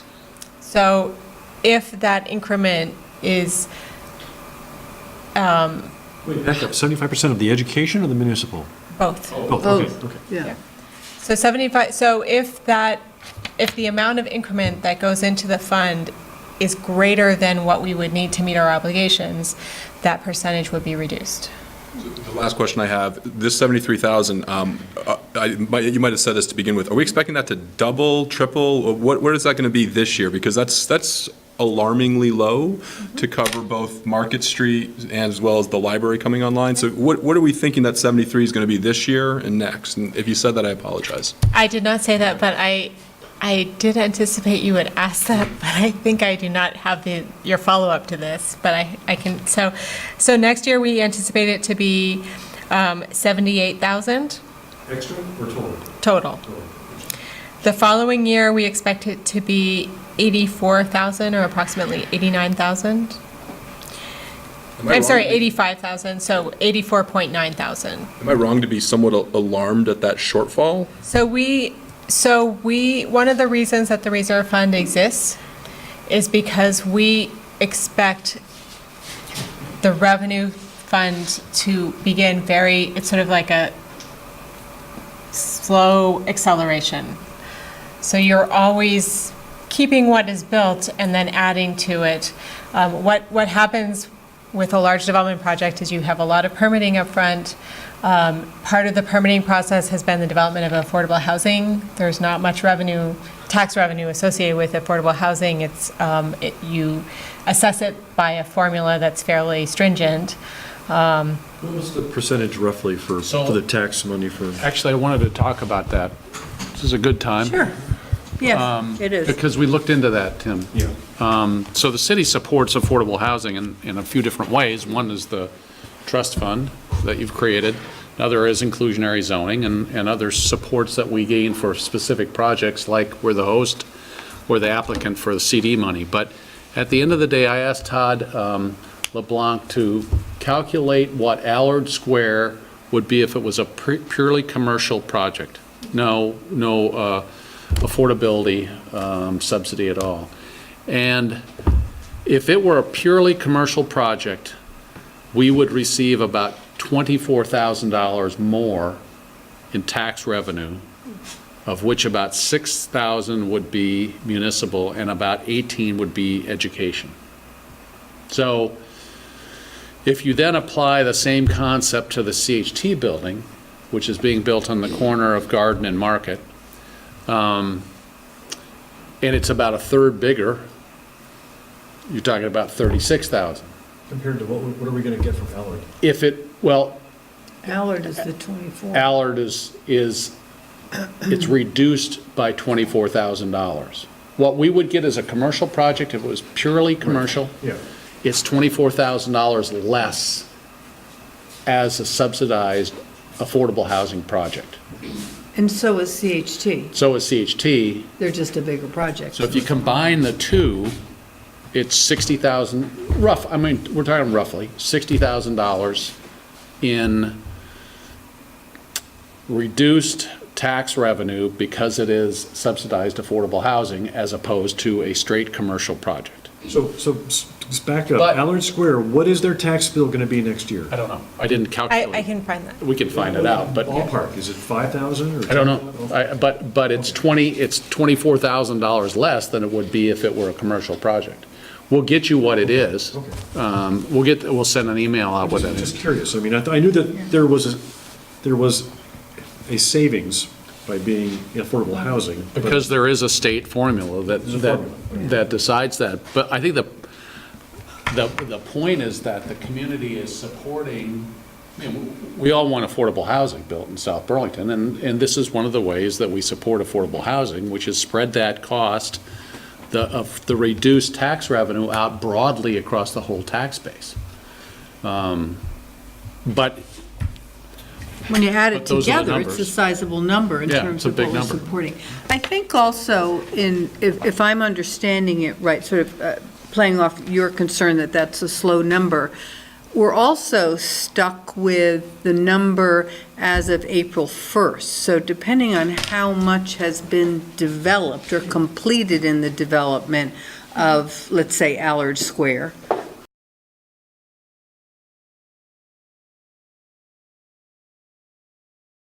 that smaller number. So it doesn't really, so that the real cost or what we will get from now on from Allard Square won't kick in till after April 2019, right? A year from now. A year from When now. we're reporting So how it we really report. lags. So I appreciate that 79,000, we're not going to be making $5 million, but as you get further into these, then there's a whoosh, and it goes up a little, significantly. What is the, Be patient. what are the taxes on the Schenk property today, the existing one? Does anybody know? That's worth approximately $2 million, and it was originally worth about $134,000. So the next version, that's gonna be a little more expensive probably. Right. You had in year 2.4 or something like that. Yeah. So that's the next thing that's actually going in the ground. Right, That will be market rate taxable, right? correct. Yep. And then Yeah. is there anything else? on But it won't be completed by this April. No, it won't. It So you And won't we- see it Won't see until, it for Yeah, I 2 understand. years, Unless we get out there and probably, help 'em, you which know. is just kind of But, you know, So, yeah, and just to, it sort of creeps up, and then between 20 and 21, there's a $70,000 jump. 70,000. Yeah, so it's sort of going up by like 12, 15, 20, and then I feel like we have one closing remark. I don't want to use up our time here, but this, I need to do some more homework on, because I got to say, I'm walking out of this conversation somewhat concerned, because we have 134 right now just on the 5 million on the Market Street, and we're about to put another 5 million on the City Hall Library, so that's effectively going to double it. And even with the numbers you just laid out, we're still falling short of covering that 300. And this is general obligation debt, so this is going to factor into our future budget. So I need to do some more homework. We just passed in the consent agenda C that its annual payments is $466,000. Right. So- And we have $860,000 per year. But 26% of that, 24% of that is TIF eligible, but if the TIF monies don't come in, we got to pay for it. Right, but we have the reserve fund for that purpose, which annually takes in more than the $466,000. You still are putting upward pressure on our property tax bills if the TIF revenues don't come in for our budgeting estimates. Well, if they don't come in, that's true, but the developers are interested in developing. I mean, they're talking about and have plans, they're not public yet. So again, I need to do some more homework, but I'm leaving this conversation concerned that I just need to be shown that 5-10 year property development. I'd just like to clarify that, or just help, if I can offer, there is a projection that's based on conversations with developers and based on the plans that they provided as part of their wetland permits and their stormwater permits. And that projection, which is the numbers that I just gave you, are based off that projection. And that is the exhibit for the public notice for the last vote. So if you remember the multicolored sheet, and I think you might have I'm that trying to Excel recall sheet, it and right I'm now. happy to send it out again. So that's where I pulled these numbers, and it shows the TIF obligation that we currently have for Market and City Center Park. It shows the projected obligation for the TIF portion, which is 5 million, and that has not been, we have not recommended that the city is not going out for debt for that 5 million. The piece that's was in the consent agenda is just for the city share. It's not for the TIF share. We would prefer, because of this lag in revenue, we're not recommending that be sought at this time in order to delay those payments until we know exactly what we need in terms of the TIF portion. So my That makes concerns sense. persist, and Yeah. because those developments are projections, they're not shovels in the ground, that if a major economic downturn comes in and all of a sudden development freezes, then we, as a council, would want to revisit this conversation. Well, when the final payment is made, I'll be almost 100. So Be there. You can rip up the bond. potentially, I won't be alive, although I might be, but I probably won't be sitting here. They'll still call Tom, you to you rip up probably the won't bond. either.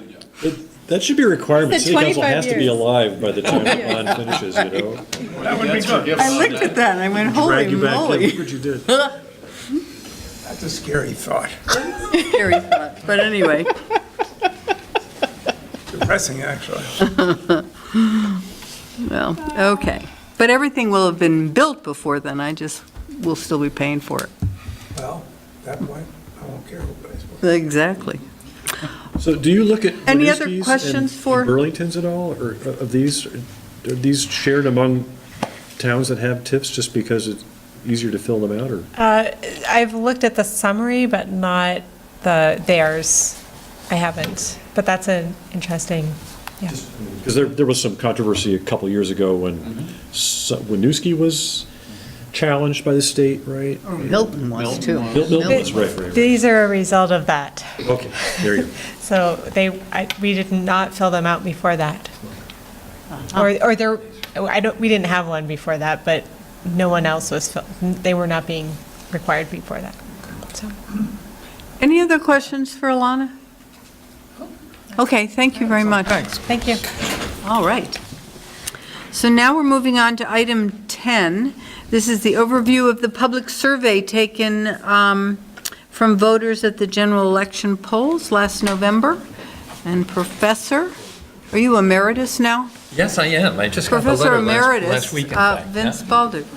Let me see if I can get Very this exciting. set up, Vince. How's retirement treating you? So far, so good. It's been a month and 2 days.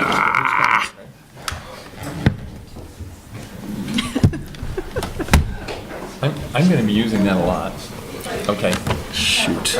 I'm worried about hitting you with a laser by accident. I don't know. Some more people eat banana bread. Yeah, that's awful. Oh, I did, but I didn't take it out because Helen had, We're going to try and use this. Yeah, see if that just projects. generously supplemented it. You're impossible. Very difficult. Yes, I would say so. Do you notice the pen I'm using tonight? That's UVM Grossman School of Business. It is. Very nice pen. Have to open up in the PowerPoint down below? I don't know. Oh, No, I was a judge at the. I don't know. I'm into it already. I don't know why this isn't showing up. I'm in way over my head here too. Would I take it? Sure. Oh, it wasn't mine, but thank you. Yeah, Students are just. Damn. Now why is it not doing that? Yeah, thank you. I thought I sent you a note back. I didn't? I didn't get it as of earlier today. It's all right, thanks. Sure. I know I sent you a it back note, because I too. remember what I wrote. Yes, I got yours, Helen. I should have Okay. responded. I forgot. Well, no, you didn't need to. I was so late. You already. Oh, maybe I responded to Helen by mistake, thinking I I think you responded did to you. respond to me because it was a Oh, good response. I responded to Helen, sorry. I thought it was to you. Yes, unfortunate. Yeah, sorry. You may have that. Come on. Why would it show that and not that? No, but I was starting to worry if See if, let me see if Alana's still here. Liz, did you ever have Matt in class or not? No, we talked about this last time, but I remembered something. What was his name again? Matt Hoffman. No. Yes. all the TSA people, I thanked them all. Yeah. Jim, Well, that's- couldn't remember his name. Jim, that's right, because that's where Mac, that got him going on his career. I mean, he's still with Deloitte. Well, they He's never on really left. I mean, Right, you but I mean, called but 3 more they- years, they were four more years to partner. That's And great. That's great. I think so, he thinks Are so. you gonna run this gimmick yourself? Yeah, I can use this here. that are not. Can you? Yes. You sure? Yeah. Oh, man. Good. Good. I mean, it's just this like. It's crazy. Well, thanks everyone for having me, and I want to turn and thank the audience for their. They're all there. May the record. No, the audience is in the camera. May the record show that even the city attorney left when I got up. He's heard it so many times. Well. Can I walk around, or is that okay? Okay. Announce yourself. But tell the public. Who I may identify myself, yeah. Vince Bolduc, formerly of St. Michael's College, directed this survey on Election Day, November 6th. Please interrupt at any point. As long as I don't have to sit there, I can wander a little bit and feel more comfortable. These are the students, but also I note Paul Connor came to class several times and helped us with the design of the questionnaire, did a tour around the city to introduce it to the students. And the school district made a couple of suggestions too. Here's an important caveat here. It's kind of sad to have to make it, but perception really is oftentimes more important than the reality. We see here the public perception of the crime rate. Large numbers of people going up for a while, and it's even up higher now if I had more recent figures, saying there's more crime now than there used to be a year ago. But in fact, the real data shows that the crime rate is going down. And so the public is wrong. But their perception is very important, of course. Yeah. Oh, good. Good. Well, it doubled the audience we had before. So let's keep that in mind, because anyway, I think we'll see some things where you'll look at it and say, I think they're wrong, but it is just a matter of perception. Here's a table of contents of what I'll go through, a little bit about describing the survey, and then these middle categories are how I tried to break the questionnaire up, at least in terms of presentation, and I don't have to show you the appendix. Two interpretive tips as we go through this tonight. I've got about a dozen slides that are in this color, and that just means that there's a time comparison there. So this is a case of 16 to 18 when we've done a couple of surveys. And here's another tip about the interpretation. We had 3 sets of questions that were matrix questions, like this one. So it's the same response set, but different items, like providing quality services, maintaining, and so forth. And so that I don't exactly repeat the whole thing each time, I just put some arrows on it. So as we go from section to section, you'll see the arrows. So we'll see this later. Anyway, that's just for interpretation. The strength of exit polls are well known. They reflect people who have the most interest in civic issues. That may be a negative, or it may be a positive. But we get good cooperation. We don't get many rejections. Pretty easy to get large numbers, very inexpensive typically. Allows voters another form of expression about their community, and I think that's good for the community to do. And finally, I think there's a little dynamic about the interviewing process on election day that has people outside the polling station talking to each other and listening to each other. It's kind of fun to take part in that. Weaknesses of it, the most obvious one is you can't get non-voting adults. And you rarely get early voters. In our case, we got almost no early voters. We only came over for half a day.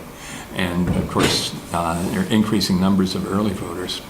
And we can't demonstrate that they're as verifiably representative as a professionally done simple random sample. But those are quite expensive and very rare.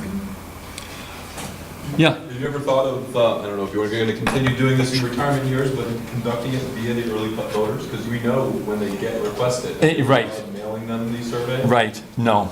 The mail thing is really expensive. The response isn't. And the response rate is terrible. You could just have the clerk hand them to the voters right in the lobby here. Thought about that. We could try that. It's really good to have 25 or 35 students there engaging the public directly. There are those other things. If you were to find 25 or 35 students, I'd be happy to do this next year and the year after. People who we could give a little training to. Well, we've got 3 people who teach at UVM, so we should be able to each have to just That's right. find Round 10. up some good interviewers. Yeah. So this shows that this is how many, according to the estimate anyway, this is the population over the age of 18, but only this many are active voters. And here are the people who cast a ballot. There are that many early voters on November, that's supposed to say November 6th. In fact, this is a slightly dated version of the PowerPoint.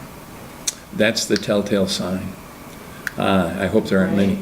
I hope there aren't many mistakes in it. I corrected some since I did. This isn't the exact same one that I showed to you folks. I think it'll be okay though. There aren't too many mistakes.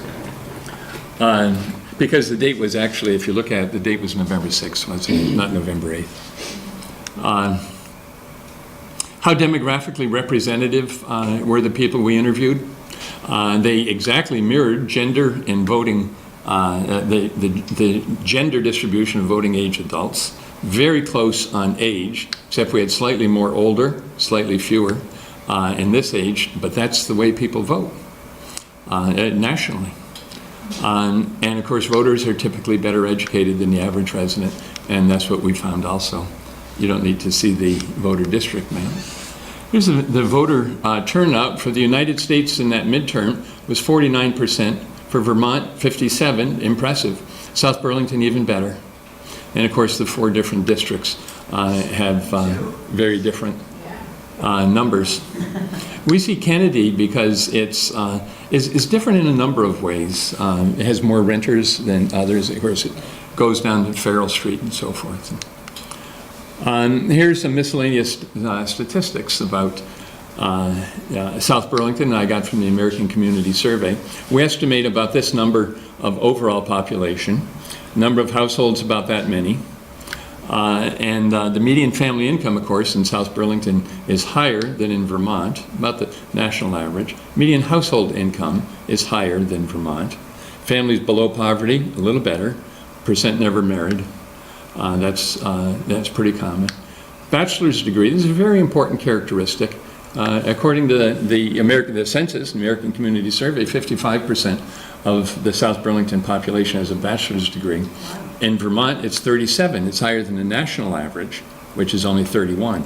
But in South Burlington, it's much higher. I'm sorry. Sure. Why is family income higher than household income? I'm sorry, Megan.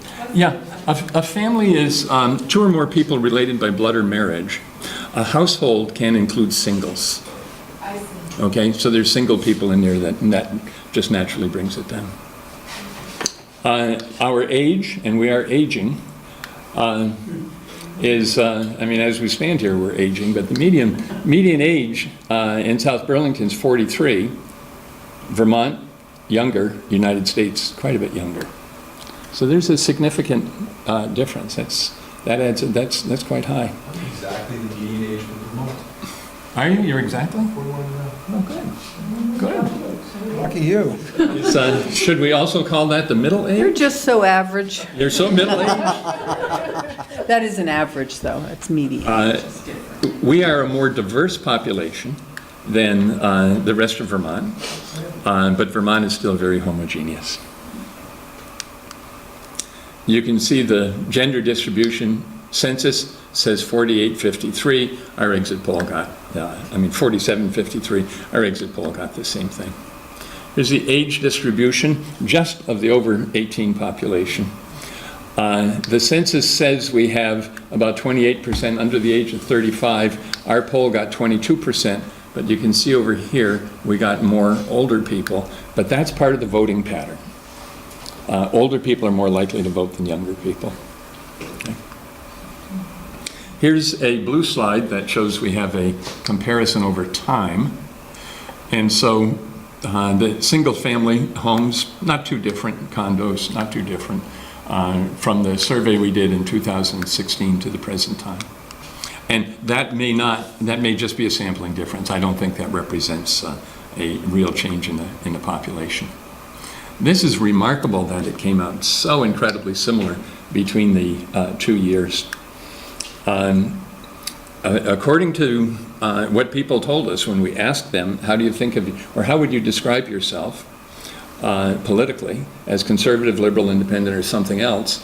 In 2016, you can see we got 12, we got 11 this time. Look at how close those are. Really very, very close. It's a sign of good reliability of the survey to get that. And by the way, nationally, the Gallup poll shows that 38% self-identify as conservative, 24% as liberal, and that many independent. So we're really a more liberal state, liberal state, but also a more liberal city. And we'll look at some subgroup differences on some of the results. You can see what they are. And here's some examples of the subgroup differences. We'll look at those numbers. Just kind of interesting results. Higher education, women, homeowners, liberals, conservatives, answered the questions a little bit differently, and we'll look at some of those. Those are just examples. So let's look at some of the general priorities. Here's the first matrix, and the question was, it was one of the opening questions. As I read you a list of issues that relate to South Burlington, how important are each of these to you?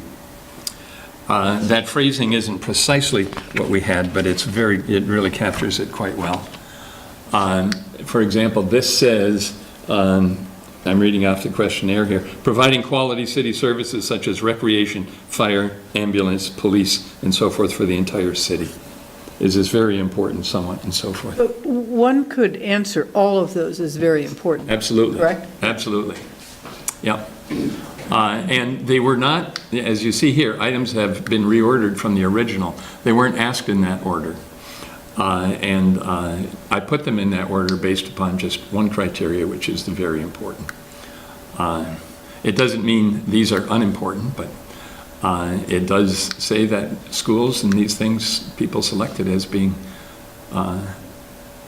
more people selected that as being very important than anything else. Yeah, everything's pretty much important, yeah, yeah. Yeah.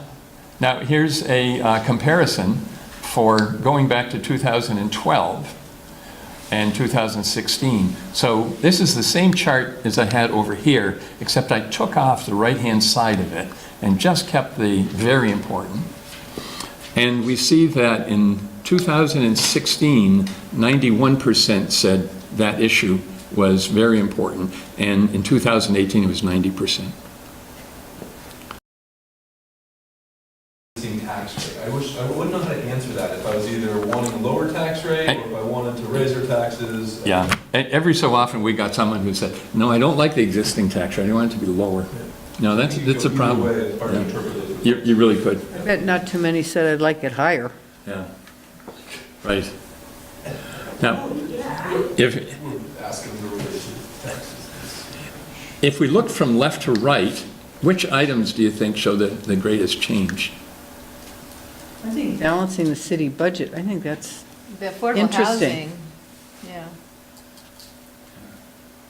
I mean, in 2012, 83% thought that was the most important thing, or. it wasn't. Balancing the city budget. Yeah, It's now become it's less. down to 70. It appears to have become less important. Yeah, I'm surprised at that. Yeah. But maybe because we balanced it, it's like, yeah, that's You know, people answer these questions sometimes in terms of what have they recently read and what is perceived to be in threat. You know, if it's not in threat, it's not a big issue. They just kind of assume it. Right, and we continue to balance the budget, so it's, that's not a threat, they'll do it. Maybe by raising the taxes, but. But isn't that a huge change in the affordable housing? Yeah, 37% is. It's encouraging, just in terms of methodology, to see that when we weren't talking about it much in 2012, not many people selected it, but we've been talking about it a lot for the last several years, and so it's reflected in what people say. Well, some of that may be the perception of housing being more affordable in 2012 It could be. because prices have jumped in disproportionately quickly. And there were more homes. That's right, it could be Now that more too. of a concern. I would guess that's a significant piece of it because of the perception. Yeah, well, that certainly could be. Well, and there certainly is a greater knowledge of what affordable housing is, I think, because we have the committee and the fund, and we're always talking about it, and. Right. I'll let you read this question, it's a little long.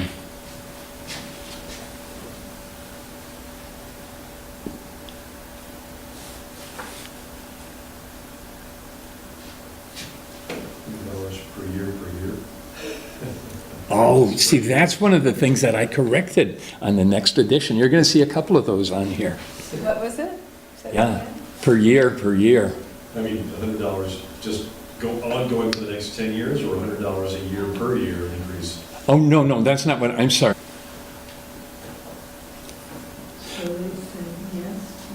I love this survey, Vince, and I love it in the paper. It really validates a lot of the perspectives I have as I walk the streets, Yeah, especially good. number 3, this community cares about climate change Yeah. very strongly. Well, and renewable energy sources. Not to mention open land. Right. Yeah. And affordable housing, those are pretty big. I've been writing articles for the other paper, and so the one last Thursday focused on open space, and there'll be one more this coming Thursday, and that's on the schools. Good. And you stay awake. That's good. Comprehensive plan sets goals. This is the third matrix. Is, I mean, it's the highest one, but is just with excellent and very good, it's just 55%. Because it seems as if there's been a lot of effort. And again, the people that we're asking this of are the very ones who come to those meetings and participate. Yeah.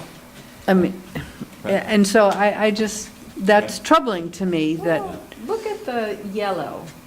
I think the poor is what we should really see, to see, you know, if we're not doing very well. Fair does not mean you're. Let me tell you one thing that'll change this just a little bit. This is not the first one. It's the highest one, but maintaining public schools, maintaining quality public schools is above this. And you'll see that later. I wasn't sure it was mentioned in the comprehensive plan, and so I removed it when I was presenting this. You'll see it in all of the others. In retrospect, they should not have done that. In fact, I was told that it is obliquely mentioned, at least in the comprehensive plan. Okay. I didn't know that when I made that decision. So here's some differences by neighborhood and by homeowner status. So this question, which we just saw, was 41% on the last slide. We now see there's statistically significant differences by the precinct. their school or bike to their school safely with all those little cut-throughs, Yeah, yeah. you know? And there's no room for development in there either. So the communities that are well-established, that are well-connected, are pretty happy. The ones that are seeing growth and development might be less happy, you know. Well, or they're so spread out. I mean, I don't have a bike path that goes by my house. You should ask for one. I should ask for one. And then, Pennies for the pound. Actually, they are gonna build one at Road, You gotta really make right sure where it's 50 miles an hour. Yoo-hoo, can't wait to be biking on that. and then we see, homeowners are more likely to say the affordability of housing is excellent or very good. Here's a change from 2016, or actually, more accurately, not a change in just those 2 years. So, no, sure.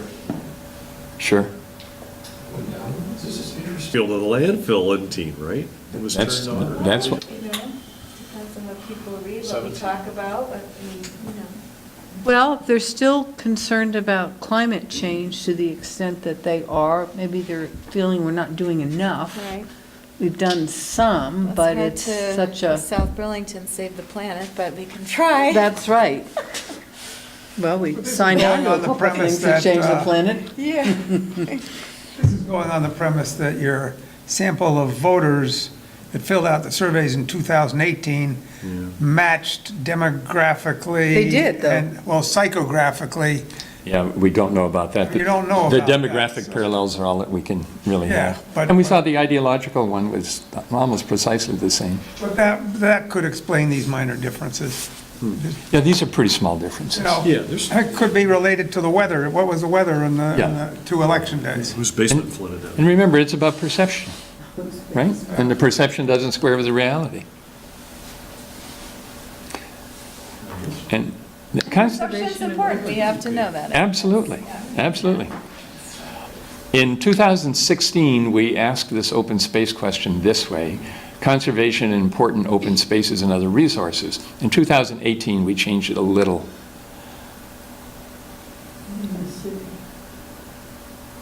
So this is probably driven by SOS, and just perception of SOS. Yeah, save open spaces, you know, the whole reaction of Dorset Meadows, and there's probably just some opinions that were tweaked. For 54 to 46, that's significant, I think. I mean, Or is it, I like to make, go from 5% up to 12. But I think somebody who just said Dorset Meadows, et cetera, that easily could, I mean, there was only 400 and something, so that easily could be the bulk of it right there.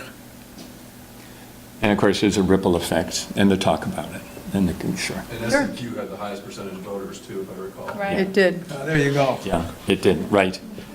There was another survey that was done very differently than this as part of the Sustainable Agriculture Committee.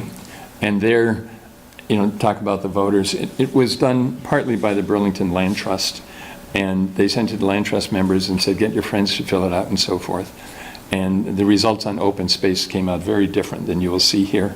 And I think the sampling is part of the reason for that. Okay, schools. I'll do very little on schools because that, in a way, is across the street. Been ranked, extremely well rated, enjoy voter support. So here we have quality schools up here and tied with providing quality services. And here we have another item on schools. Remember I said I didn't have that before, I took it out and regretted it. Here it is back in again. And now you see 26%. The only item that received double digits. This was only 9, that's 26. But there's been a big jump, we'll see over the last time, in the number of people who don't know, who had no opinion on it. And you see it in this slide. Do you think that's skewed by the age? So if the farther away you are from having children in the schools, the less you know about them, so you don't really know? We do see that it's related to age, but this is only a 2-year change. So I'm a little surprised at this big jump in a 2-year period of time. And it came from Exxon. Well, you know, there are a lot more rental units in the city that have come online in 2 years. And renters, if they're newer renters and shorter term, they just might not know. And they might be of an age where they don't have kids. You know? Yeah, I break it up by renters, you'll see it in a minute, right there. So 26 overall, said schools are doing an excellent job, but renters, only 15% said excellent. 30% of homeowners. Go back? Back a slide. Yeah.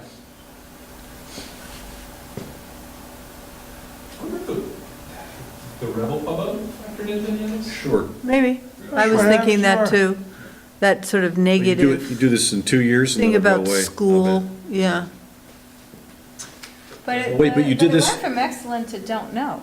Well, if you look Which at was- the excellence, yeah.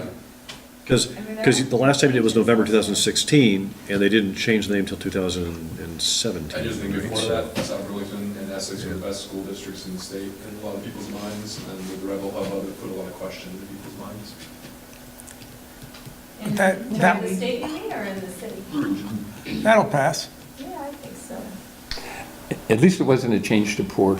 It was in don't know. Yeah, don't know, which is, Yeah. Here we see the age difference.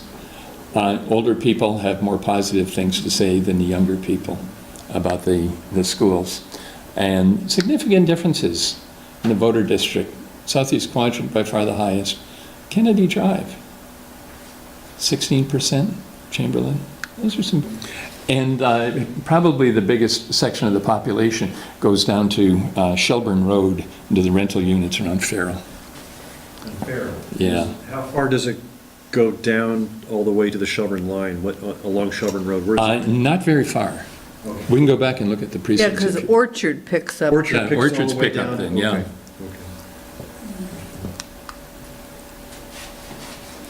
Same question you've seen before, but I just highlighted the city schools tied with renewing renewables here. 84% said they were willing to pay the extra $100 in taxes to improve the schools, but it was higher for those under 30. They're the ones with the little kids that are going to be coming to school, or planning to have kids or bought homes here because of that, so that's no surprise. But the challenge with this is that if it was just 100 for schools, that's the only question. Right. But if it's 100 for schools, and 100 for the rec, and 100 for the bike paths, and 100 for whatever, something else, Well, now life's getting expensive. then it's, all of a sudden, that's real money. Yeah. So that's a challenge. That's why you need to share that, Tom. The cost, so it's not on the property tax, to pay for some of those amenities. Not all of it. We're not going to pay for all amenities with it. So here are some one longer-term comparison on would you spend an extra $100 for the schools. And look at how this goes from 52%, 78, 84. The wording's a little different, In 1992, we said for better schools. See, the wording's just a little bit different. And another factor, of course, is $100 in 1992. I went online and saw that'd be equal to $74 and change. Well, I set it at $100 for today, but in 1992 it would only have been $74.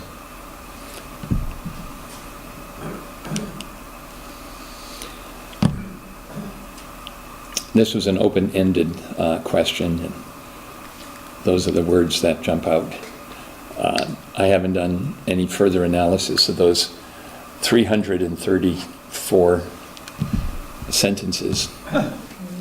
I'll leave that to an ambitious high school student. Well, that's all right. I mean, at the university, we try and identify, in our students, where their biggest challenges are. Yeah. Certainly writing and communication.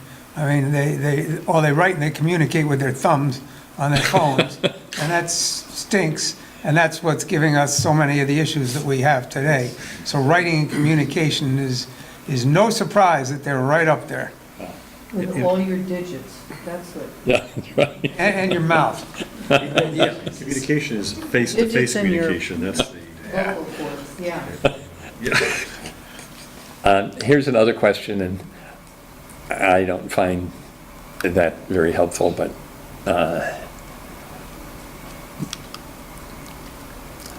so I'm inviting a high school senior to do that.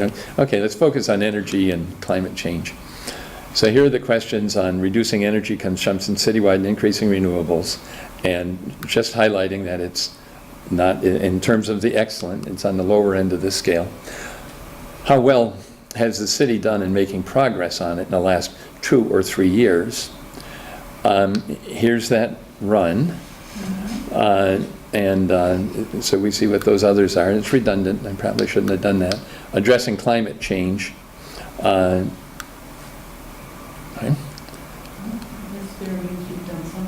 Yeah. A lot of people don't pay attention, don't know. Yeah, at least they're saying they don't know, which is good. Would you be willing to pay the $100 to support more renewable and tackling? Yeah, and that's a lot of people. Yeah. 84% is a lot of people who say they'd be willing to do that. And here it is by gender. Women are much more likely to. And liberals are more likely to. Liberals and independents. Independents generally, nationally, are closer to liberals than to conservatives. And here we see that they are as a proportion too. That's still a lot of people. I mean, 77% of the men. Right. It sure is. I mean, that's a start of 0, right? Yeah, right. Right, it's a little bit. Here's some economic issues. How important is maintaining the tax rate? There's that question again. Attracting more businesses. Balancing the city budget. I think it's interesting when you look at them like that. Pay more money to support attracting businesses to town? A little split, isn't it? So when I was asked that, I wasn't really certain what that would mean, Yeah. kind of, Yeah. And I think it's balanced open space, then you aren't immediately saying, oh yeah, let's get some more businesses in, because where would they go? Yeah, right. Open space, Sure. Right. right? Unless you build 14 stories somewhere. And so here they were in the larger scheme. Some differences by demographics. Men are more likely than women to be willing to pay extra money to attract more businesses. Homeowners and older respondents were more likely to give priority to maintaining the tax rate. Homeowners, 45, renters. Younger people versus older people. So that would suggest that instead of increasing it. The tax, yeah, it was we didn't give them the option to lower it, but there are some questions that I called infrastructure, and there were quite a few. There's the quality services, affordable housing, new infrastructure like we now see way at the city center, and the rec facility. Again, the somewhat important is still. Yeah, Yeah, They want it all. Yeah. yeah. Well, in some ways, that's good. Yeah, I Oh, agree, yeah. there's hope. Yeah. Right. How well have we done in the last 2 or 3 years on each of these? Eh, Oh, bless you. Must be air in there. So putting them together, affordable housing, excellent and very good, not quite 20%. Conservation up to, of those two, almost 50%. Well, we're taking concrete actions in homes, Yeah. Yeah, you know, yeah, so yeah, recently too. yeah. Would you spend more on these things? I gotta say, none of this is a big surprise to me. It validates a lot of my opinion. Okay, good. Good. I haven't walked away from this shocked with anything so far. That's not Yeah. an insult. It's just- Yeah, sure, sure. No, well, I'm actually glad to hear it. I mean, That's good. A good survey should correspond to our common sense. There's one figure in here that I find shocking, and you'll see it. Where are the slides that say how good a job do you think city council's doing for you? That's it, that's it. Someone said terrific. It was Chip. Rank the city councilors one by one. So by demographic, the overall for better parks and facilities was 70. Higher among younger people, lowest among the older people. Improving city schools, there's that younger group we saw before, right? Less among older. Supporting the construction of more affordable housing, 80% overall. Renters more interested in that. Yeah, it's understandable. Yeah. 5 of the 8 items had greater support. This is to spend an extra $100 among those who are willing to increase the open space. So there's a correlation there. And also 6 of the 8 items were more often supported by self-described liberals. So to the extent that, the stereotype of liberals always want to, things to cost more, want to pay more money. Well, 6 of the 8 items found liberals statistically more likely to say, yes, I'll spend that. I'd like to spend an extra $100.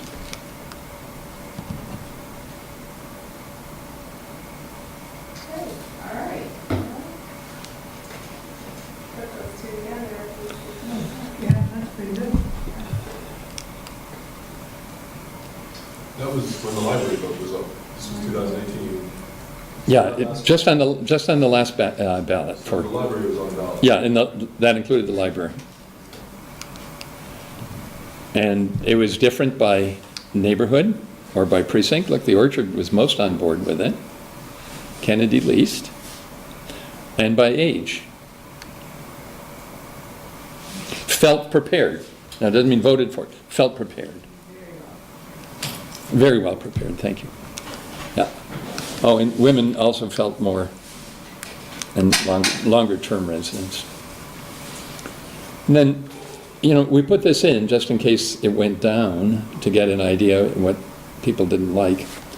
And so we got 49 responses of people who said they didn't vote for it. And so we said, in few words, can you tell us why you didn't support it? Well, they said money and taxes, but they probably didn't take the time to understand it either. So. Could be, sure. Too bad for them. Sure. Well, but there's a need there, Oh, I'm sorry. which is pretty big. When you have a word like taxes and then another word tax, do those get put together when the student? They could be, and the computer would make it larger. Already, Yeah, certainly there's some people that didn't feel. Already, they're the ones who've moved in from New York or New Jersey. This is the second longest question. I'll let you read it.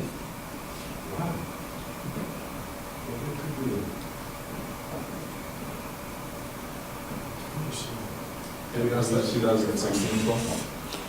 No, not this question. And here's a demographic breakdown of those who said insulate. So it was 80% overall said insulate. It was quite different. 85 in Chamberlain. Yeah, 85% in Chamberlain. just 69% in Orchard, the furthest away. No, they're the furthest away, so Sure. they don't hear it. Sure. Well, they might be saying remove, which is interesting. I mean, that's you, but that shows that people in the neighborhood are committed to that neighborhood. That's very positive. And, Could I ask a question? yeah, as far as I'm concerned, there's the chairs over there. Yeah, I know, of course. Yeah. Can Peter ask a question? Yes, certainly. Could you go back 3 slides? One, two.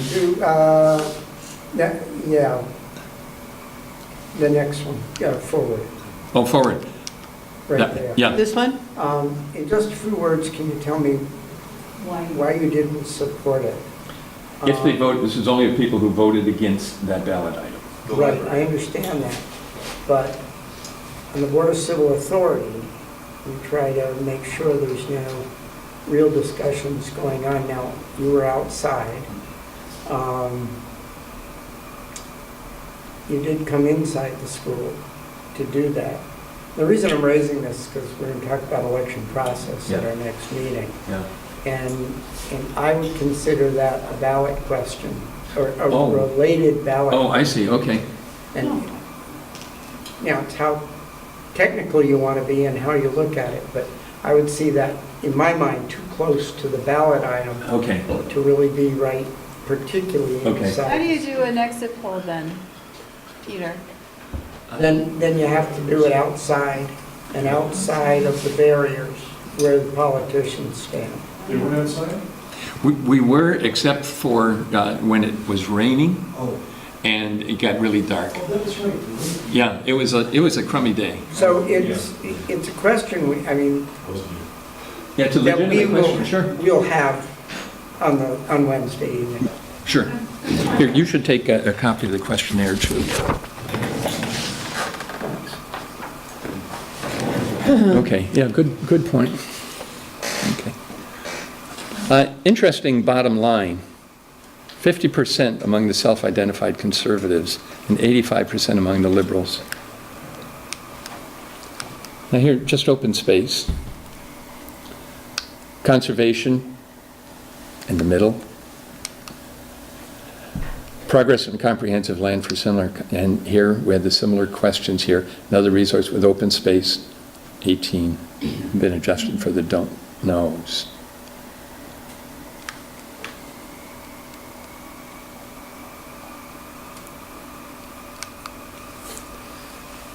Would you spend more money permanently preserving more open?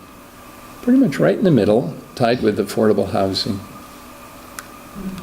Actually surprised it's not above climate change and renewable energy. I would have guessed open land would have been right up there. It's all close, so it's. Right.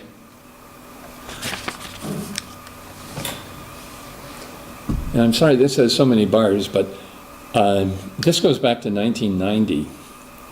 This is the way we asked a question. Are you willing to spend extra $100 for better preservation of open land? I've done statewide surveys for the Vermont Business Roundtable in 1990, 95, 2000, 2000, and two ones are from that statewide survey that I've done. And the orange ones, of course, are just for South Burlington in those years. You can see here we changed it to 250,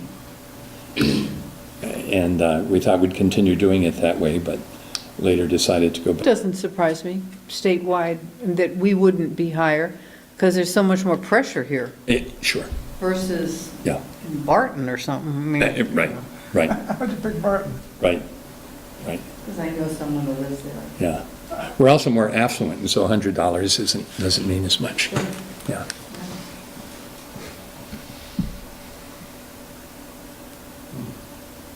So this is the total.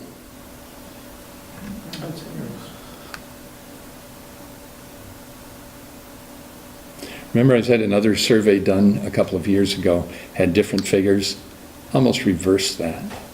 But that was really pushed for one group.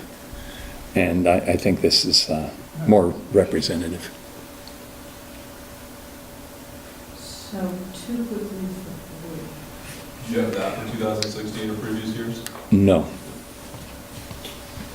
Oh, yeah, let's look in a minute. Okay. So the about right doesn't change much, but look, a pretty big difference between males and females, about too quickly, and big difference between homeowners and renters. And there's one more that shows some big demographic differences. Here's the overall, and here's the age. It goes up with age. And yeah, here's one of the surprising ones, conservatives. Compared to liberals, conservatives are more likely. Now it's only significant at the 0.09, and I have qualms about even including something at the 0.09 level, but I think it does represent something. So conservatives were the largest group that thought that the city was growing too quickly. Yes. Huh. By a little bit. Yeah. By a little bit. I'm not surprised. I listened to some of the people who talk with us, and that, that's represented in this group who, they're the people who moved up from, Atlanta and so, yeah. or New Jersey or New Yeah, York yeah, Metro, right. and they bought their homes. Yeah. And they moved here because they felt where they were living was too crowded, and so they naturally don't want many more people here. But they self-identify as conservative. Well, I think, That's what surprises me. oh, maybe. I think they tended to come from a conservative background. The longer they live here, the more liberal they're going to get. And that's The way it is. It's in the drinking If they want water. to run for political office, they Right. need to get a little more liberal. But in a real sense, conservative means conservation, to not change things, Right, right? right. And so you kind of understand that. Yes, so- I mean, that's the real root of it. But another way of looking at this, I just went back, is that 70% say either too slowly or about right. It's at 31%, or I rounded differently. It's one of the things I fixed. I rounded differently each time. Okay. This is the one that absolutely. The age group, I'm sorry. Sure. Thank you. Over Tom's age, right? At the middle age there. Okay. Middle to later years, Yeah. yeah. This is the one that shocks me. We so frequently talk about the Southeast Quad, and it's in the newspaper, the Southeast Quad, but only 58% know where the Southeast Quad is. And that's high because they're the highest voter turnout. It's probably lower, really. Now, look at the differences are you familiar with the Southeast Quad? Okay, overall, yes. Homeowners more likely than renters, it's understandable. And it makes sense that the people who live in the Southeast Quad know where it is, but only 71%. Should ask them if they know if they live in South Burlington or Vermont. I'm sorry, I don't mean to Who's the insult. president? Yeah, that's the kind of question that does not come out 100%. Yeah, Exactly. It's kind of, so we also see that the older they are, the more likely it is they'll know, and the longer they lived here, the more likely that they'll know. Well, sad as it may seem, there are plenty of people out there who focus on their day-to-day lives, what they do for a living, Absolutely. and pay absolutely no attention. Remember, this is of voters. Huh? They elect us to pay attention. They elect us Yeah, to right. pay attention. That's I right. mean, I could, Or they don't vote. I mean, there's But a this whole has bunch voters. that don't vote. These are all voters. I know, these are voters, Yeah. but just think of I've the talked with 30% that didn't vote. well-educated people at the university who live in South Burlington who haven't a clue what's going on in town. Yeah. I know some too. And Tom, so no surprises at all. Okay. Well, they're in the ivory Same is true in tower, Burlington? right? Really? Okay. Not looking out the window. So we see homeowners are also more likely than renters. Okay. So if they knew, there's that 58%, then this is the question we asked.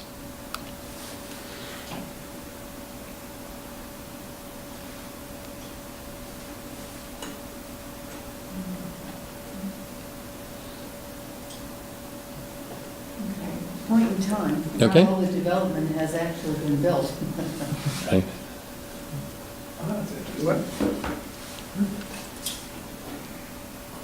Okay. So if they said they did not like the way the Southeast Quad was evolving, we said, what is it you don't like? 50 of 78 made reference to too many houses, too much growth, too much sprawl, loss of space. 22 referred to some sort of planning issue, design problems, clustering, and so forth. And here's a word cloud from those 76 responses.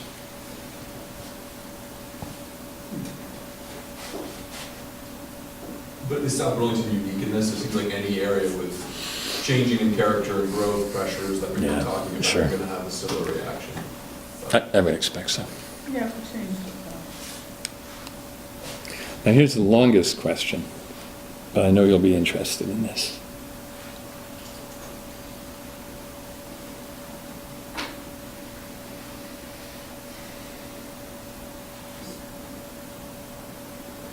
Yeah.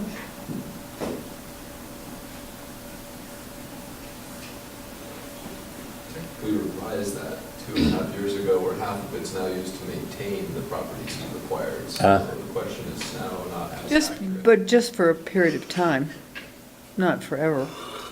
Just saying. Yeah, yeah. And then we do a, How many more slides are there? what, pardon? How many more slides are there? Probably 15. Oh, no, not that many. 14. 14. I'm sorry. Okay, let's, I'm sorry. we'll stop making comments. But Okay, there's a follow-up to this, okay? But anyway, here's the people who say, here's the educational level of those who say increase, decrease, or not change. Better educated people, more likely to.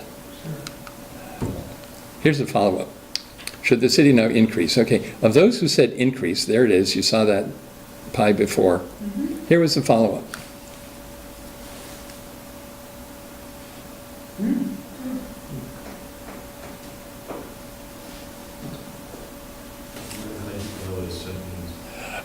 Well, Sure. The question included it, right?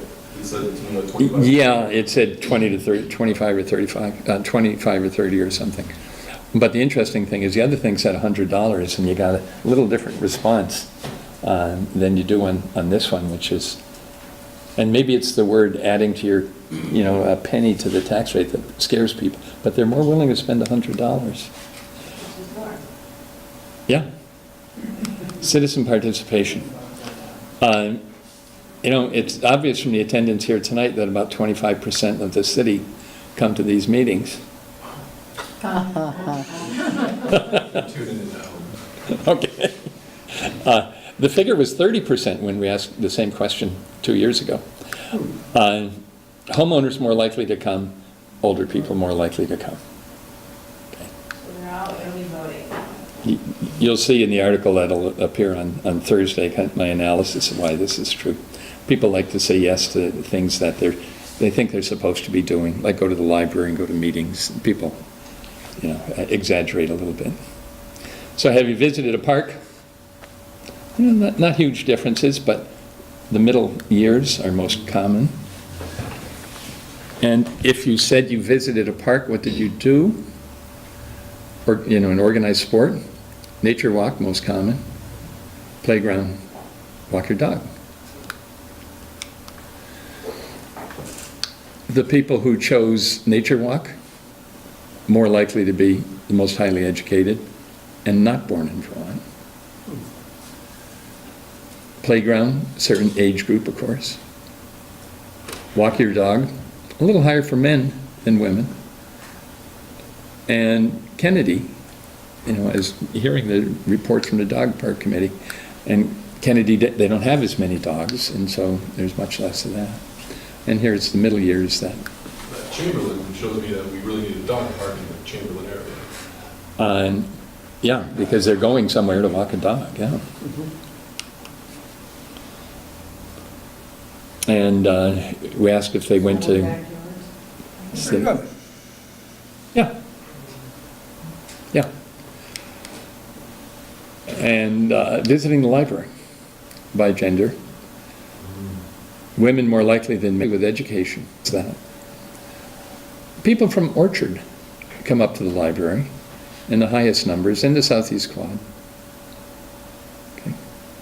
And age, it too goes up with age. Okay. Almost done here. This is the last one. Of the 33% that went to Bikes and Bites, or the educational level. Look at that. Very special demographic. Age, the middle years.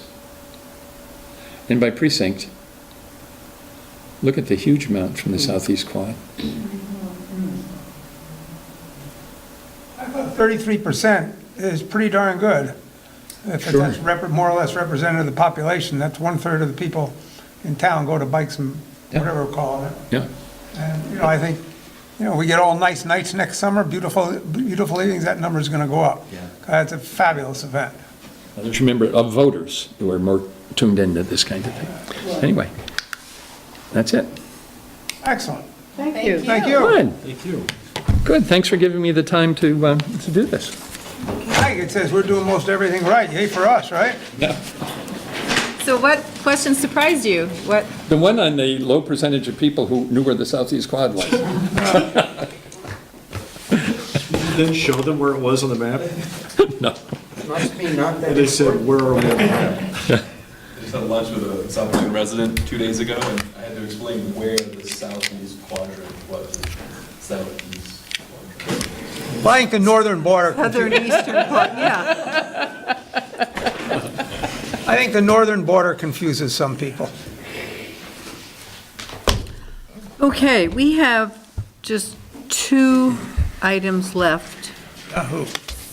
So even though it's 9:15, are we okay plugging ahead? Are you all right, Sue? Oh, yes, you may. Okay, so why don't we just have a very quick recess? Anybody who wants to start signing stuff, there's a Yeah, lot to let's go. sign Yeah, okay. tonight. Let's do it. Let's get started. This is the contract with the firefighters union. We held it.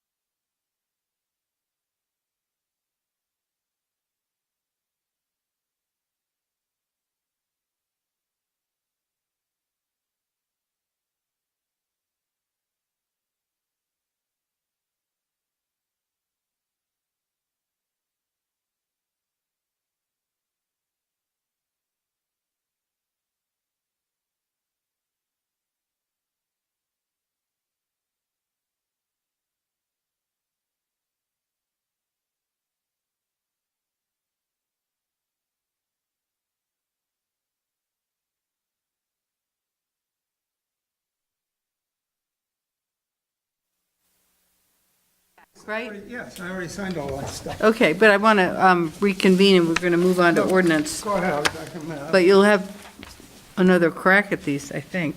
Maybe not. oh, yes. You vote yes. Okay. So I'd like to call back into order the South Burlington City Council meeting, Monday, February 4th, 2019.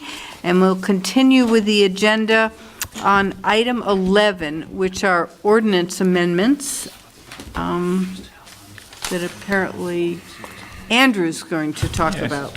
Yeah, Andrew Bullock, City Attorney. Amanda apologizes. She has a sick kid at home tonight, so I'm Sorry that. filling in here. So this is a part of the ongoing ordinance codification project, rebooting. Amanda's been taking a deep dive in and getting up to speed, and this is kind of the first round that we saw. I'm thinking there's about, after this, there'll be about 6 left, and the 2 that are kind of in a pre-first reading mode are by far the largest and most substantive of all of them. I think mentioned in the memo, there have been 18 amendments to the motor vehicle and parking. That has also doubled as the parking ordinance since 1953. So it's been a kind of piecemealed together. And I think this honestly was probably the ordinance that kicked off the entire project, just because of how complicated it's been. So I guess the first one is a actionable one for the council tonight. That's the repeal of the emergency management ordinance. That's one that was passed originally back in 1995, and state statute was heavily amended in 2005, 2006. And then it largely supersedes. So after conversations with both our fire chief and our police chief, the recommendation has been to repeal this and rely on state statute moving forward.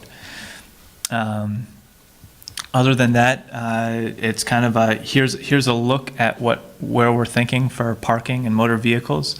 When you go through and read, you'll see that particularly the motor vehicle ordinance is going to rely heavily on resolutions by council, which is a different process than the ordinance amendment, and should make it a little bit more streamlined as far as and more accessible, I think, as well. So, so with that in mind, if you have comments on those 2, let us know. It's just so you have it in front of you now.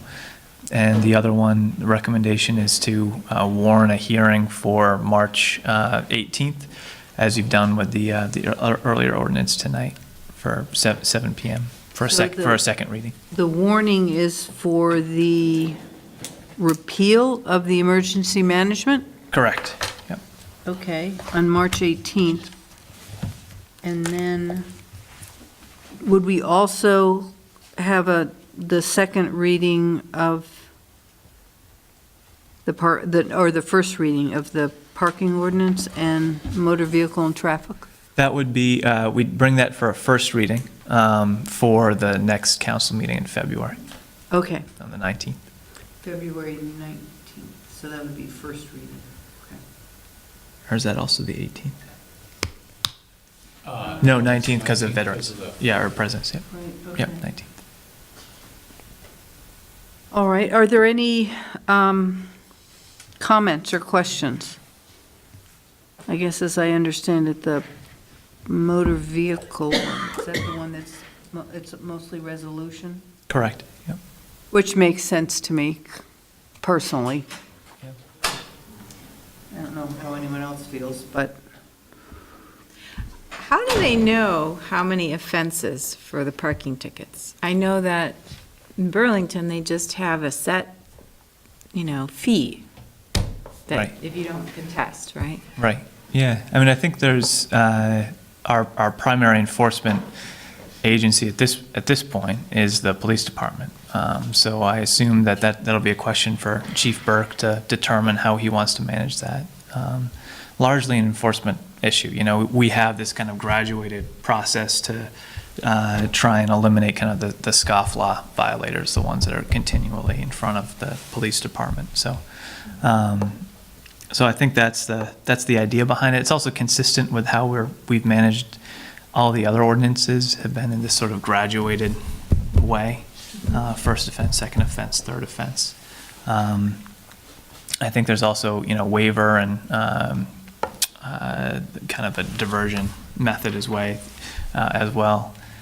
And yeah, I think largely beyond the discretion of the chief. I think how he wants to use the enforcement of this, and as our city center becomes, a real downtown, I think it'll become pretty important. I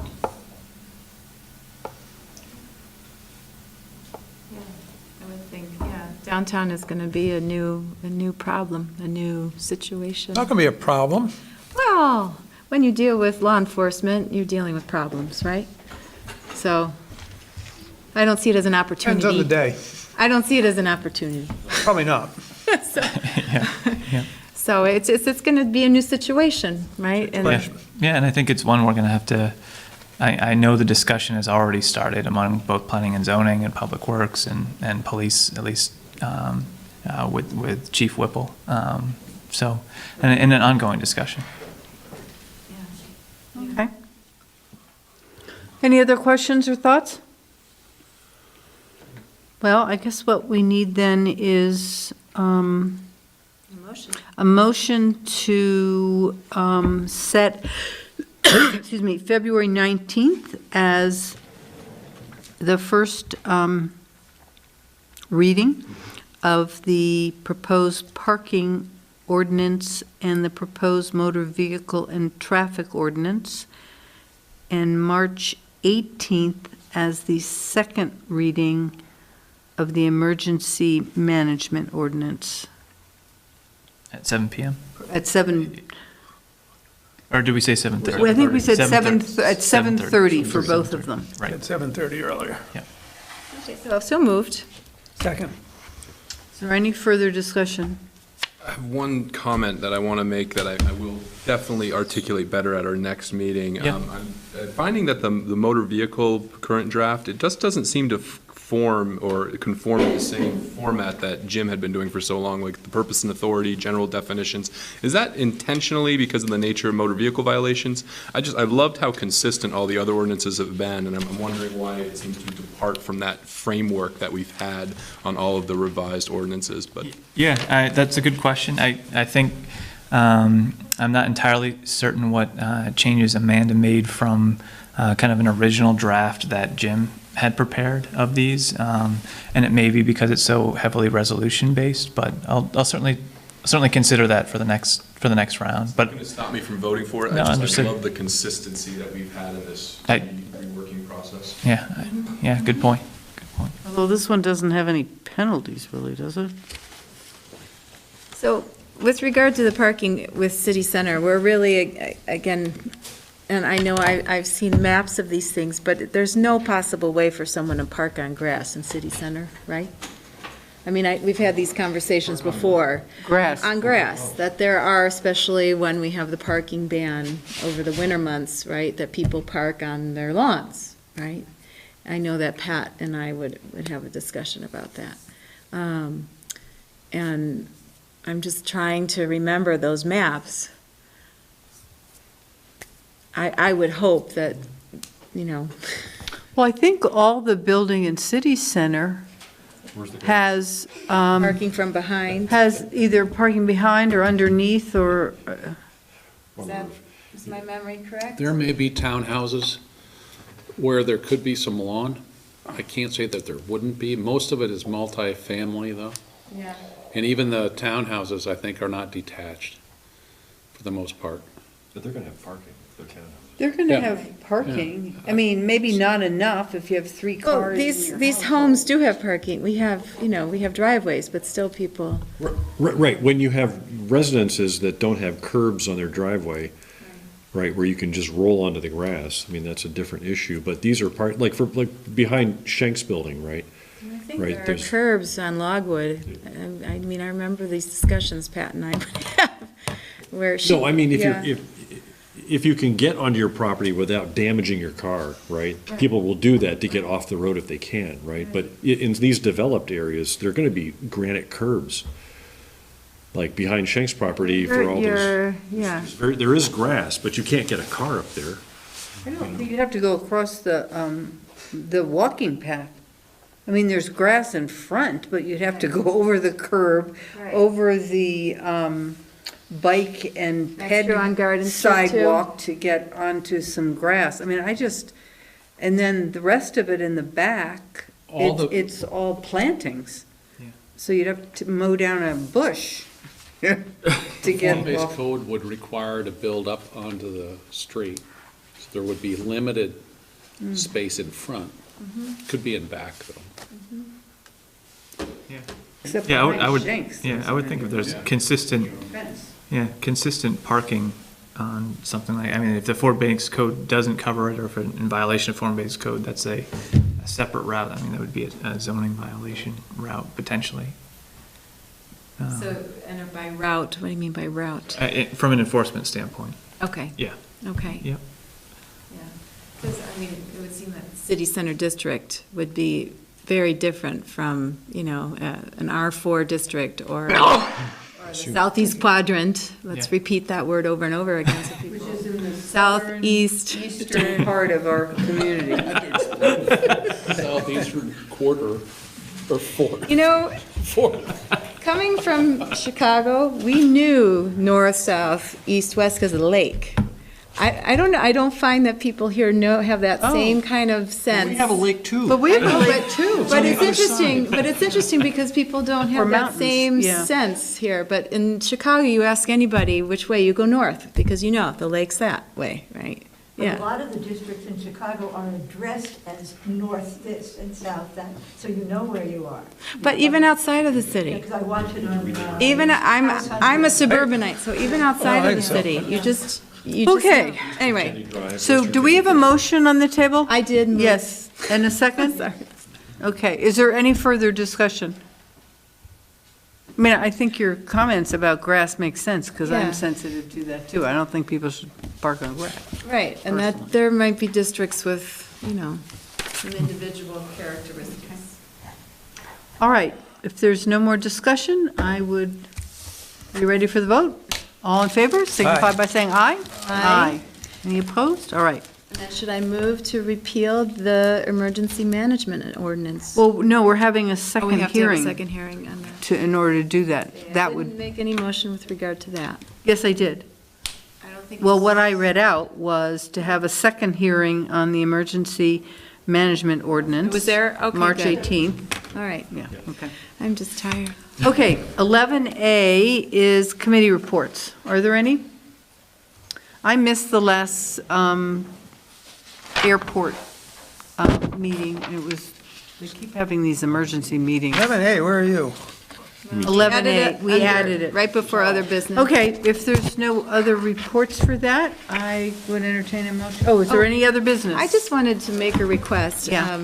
When we look at, trends over time, I think it would be an interesting exercise. Now, I realize that our budgeting kind of format changed in 2011. But I think from 2011 to, 2018, it would be interesting to see kind of the breakdown of where our revenues and our cost drivers are in the presentation that would come before the public on town meeting day. I also have to announce that I won't be present at town meeting day. I'm really sorry, but we are having some work done at our house. My husband has vacation days, my daughter's off. Where are you going? France? We're going to go to probably up to Jay Peak. Oh, nice. There you go. Very good. So we're going to pay some rooms and meal tax. There you go. So you're thinking maybe broad category, I think it would be interesting for the voters. so maybe like if you look at healthcare, it might take a bigger piece of the pie. Right, but also, city center, or definitely our public safety and our public works, but, what, in the questions that might come forward with regard to the budget, we have some new line items. Now we have dog parks, we have the mental health initiative, we have some money's going to new initiatives for regional dispatch, all these things. I think it would be interesting to see these new initiatives and see that laid out. I think it's important. Kinda When interesting. we talk about educating people to know what these things are, I think this is an opportunity Okay. for it. Good, okay. I'd like to see where the university's money's going. Any other, any other business? Okay, We adjourn. Second. all in favor? Aye. Thank you. Good night, gang. Good night. Thank you all. No meeting next week, How about that? unless you got a committee meeting. Tim, I'm gonna go to the southeast One quadrant. thing somebody ought to find out. I'm going to the who's going to Southeast Southeast Quadrant? Well, I'm following you because I don't know where to go. Alumni Association insists when they have events. Older Helen, alumni. thanks for the goodies. Southeast Quadrant, that's up there by the airport. It should be. Yes. Yeah, look into that one for me. Thanks for the goodies and. That's Yes, interesting. I have stopped donating to the very university welcome. because of it. That's When they call me for interesting. donations, I say, when you change that, we'll talk about it again. Chocolate and. Because I feel that I am being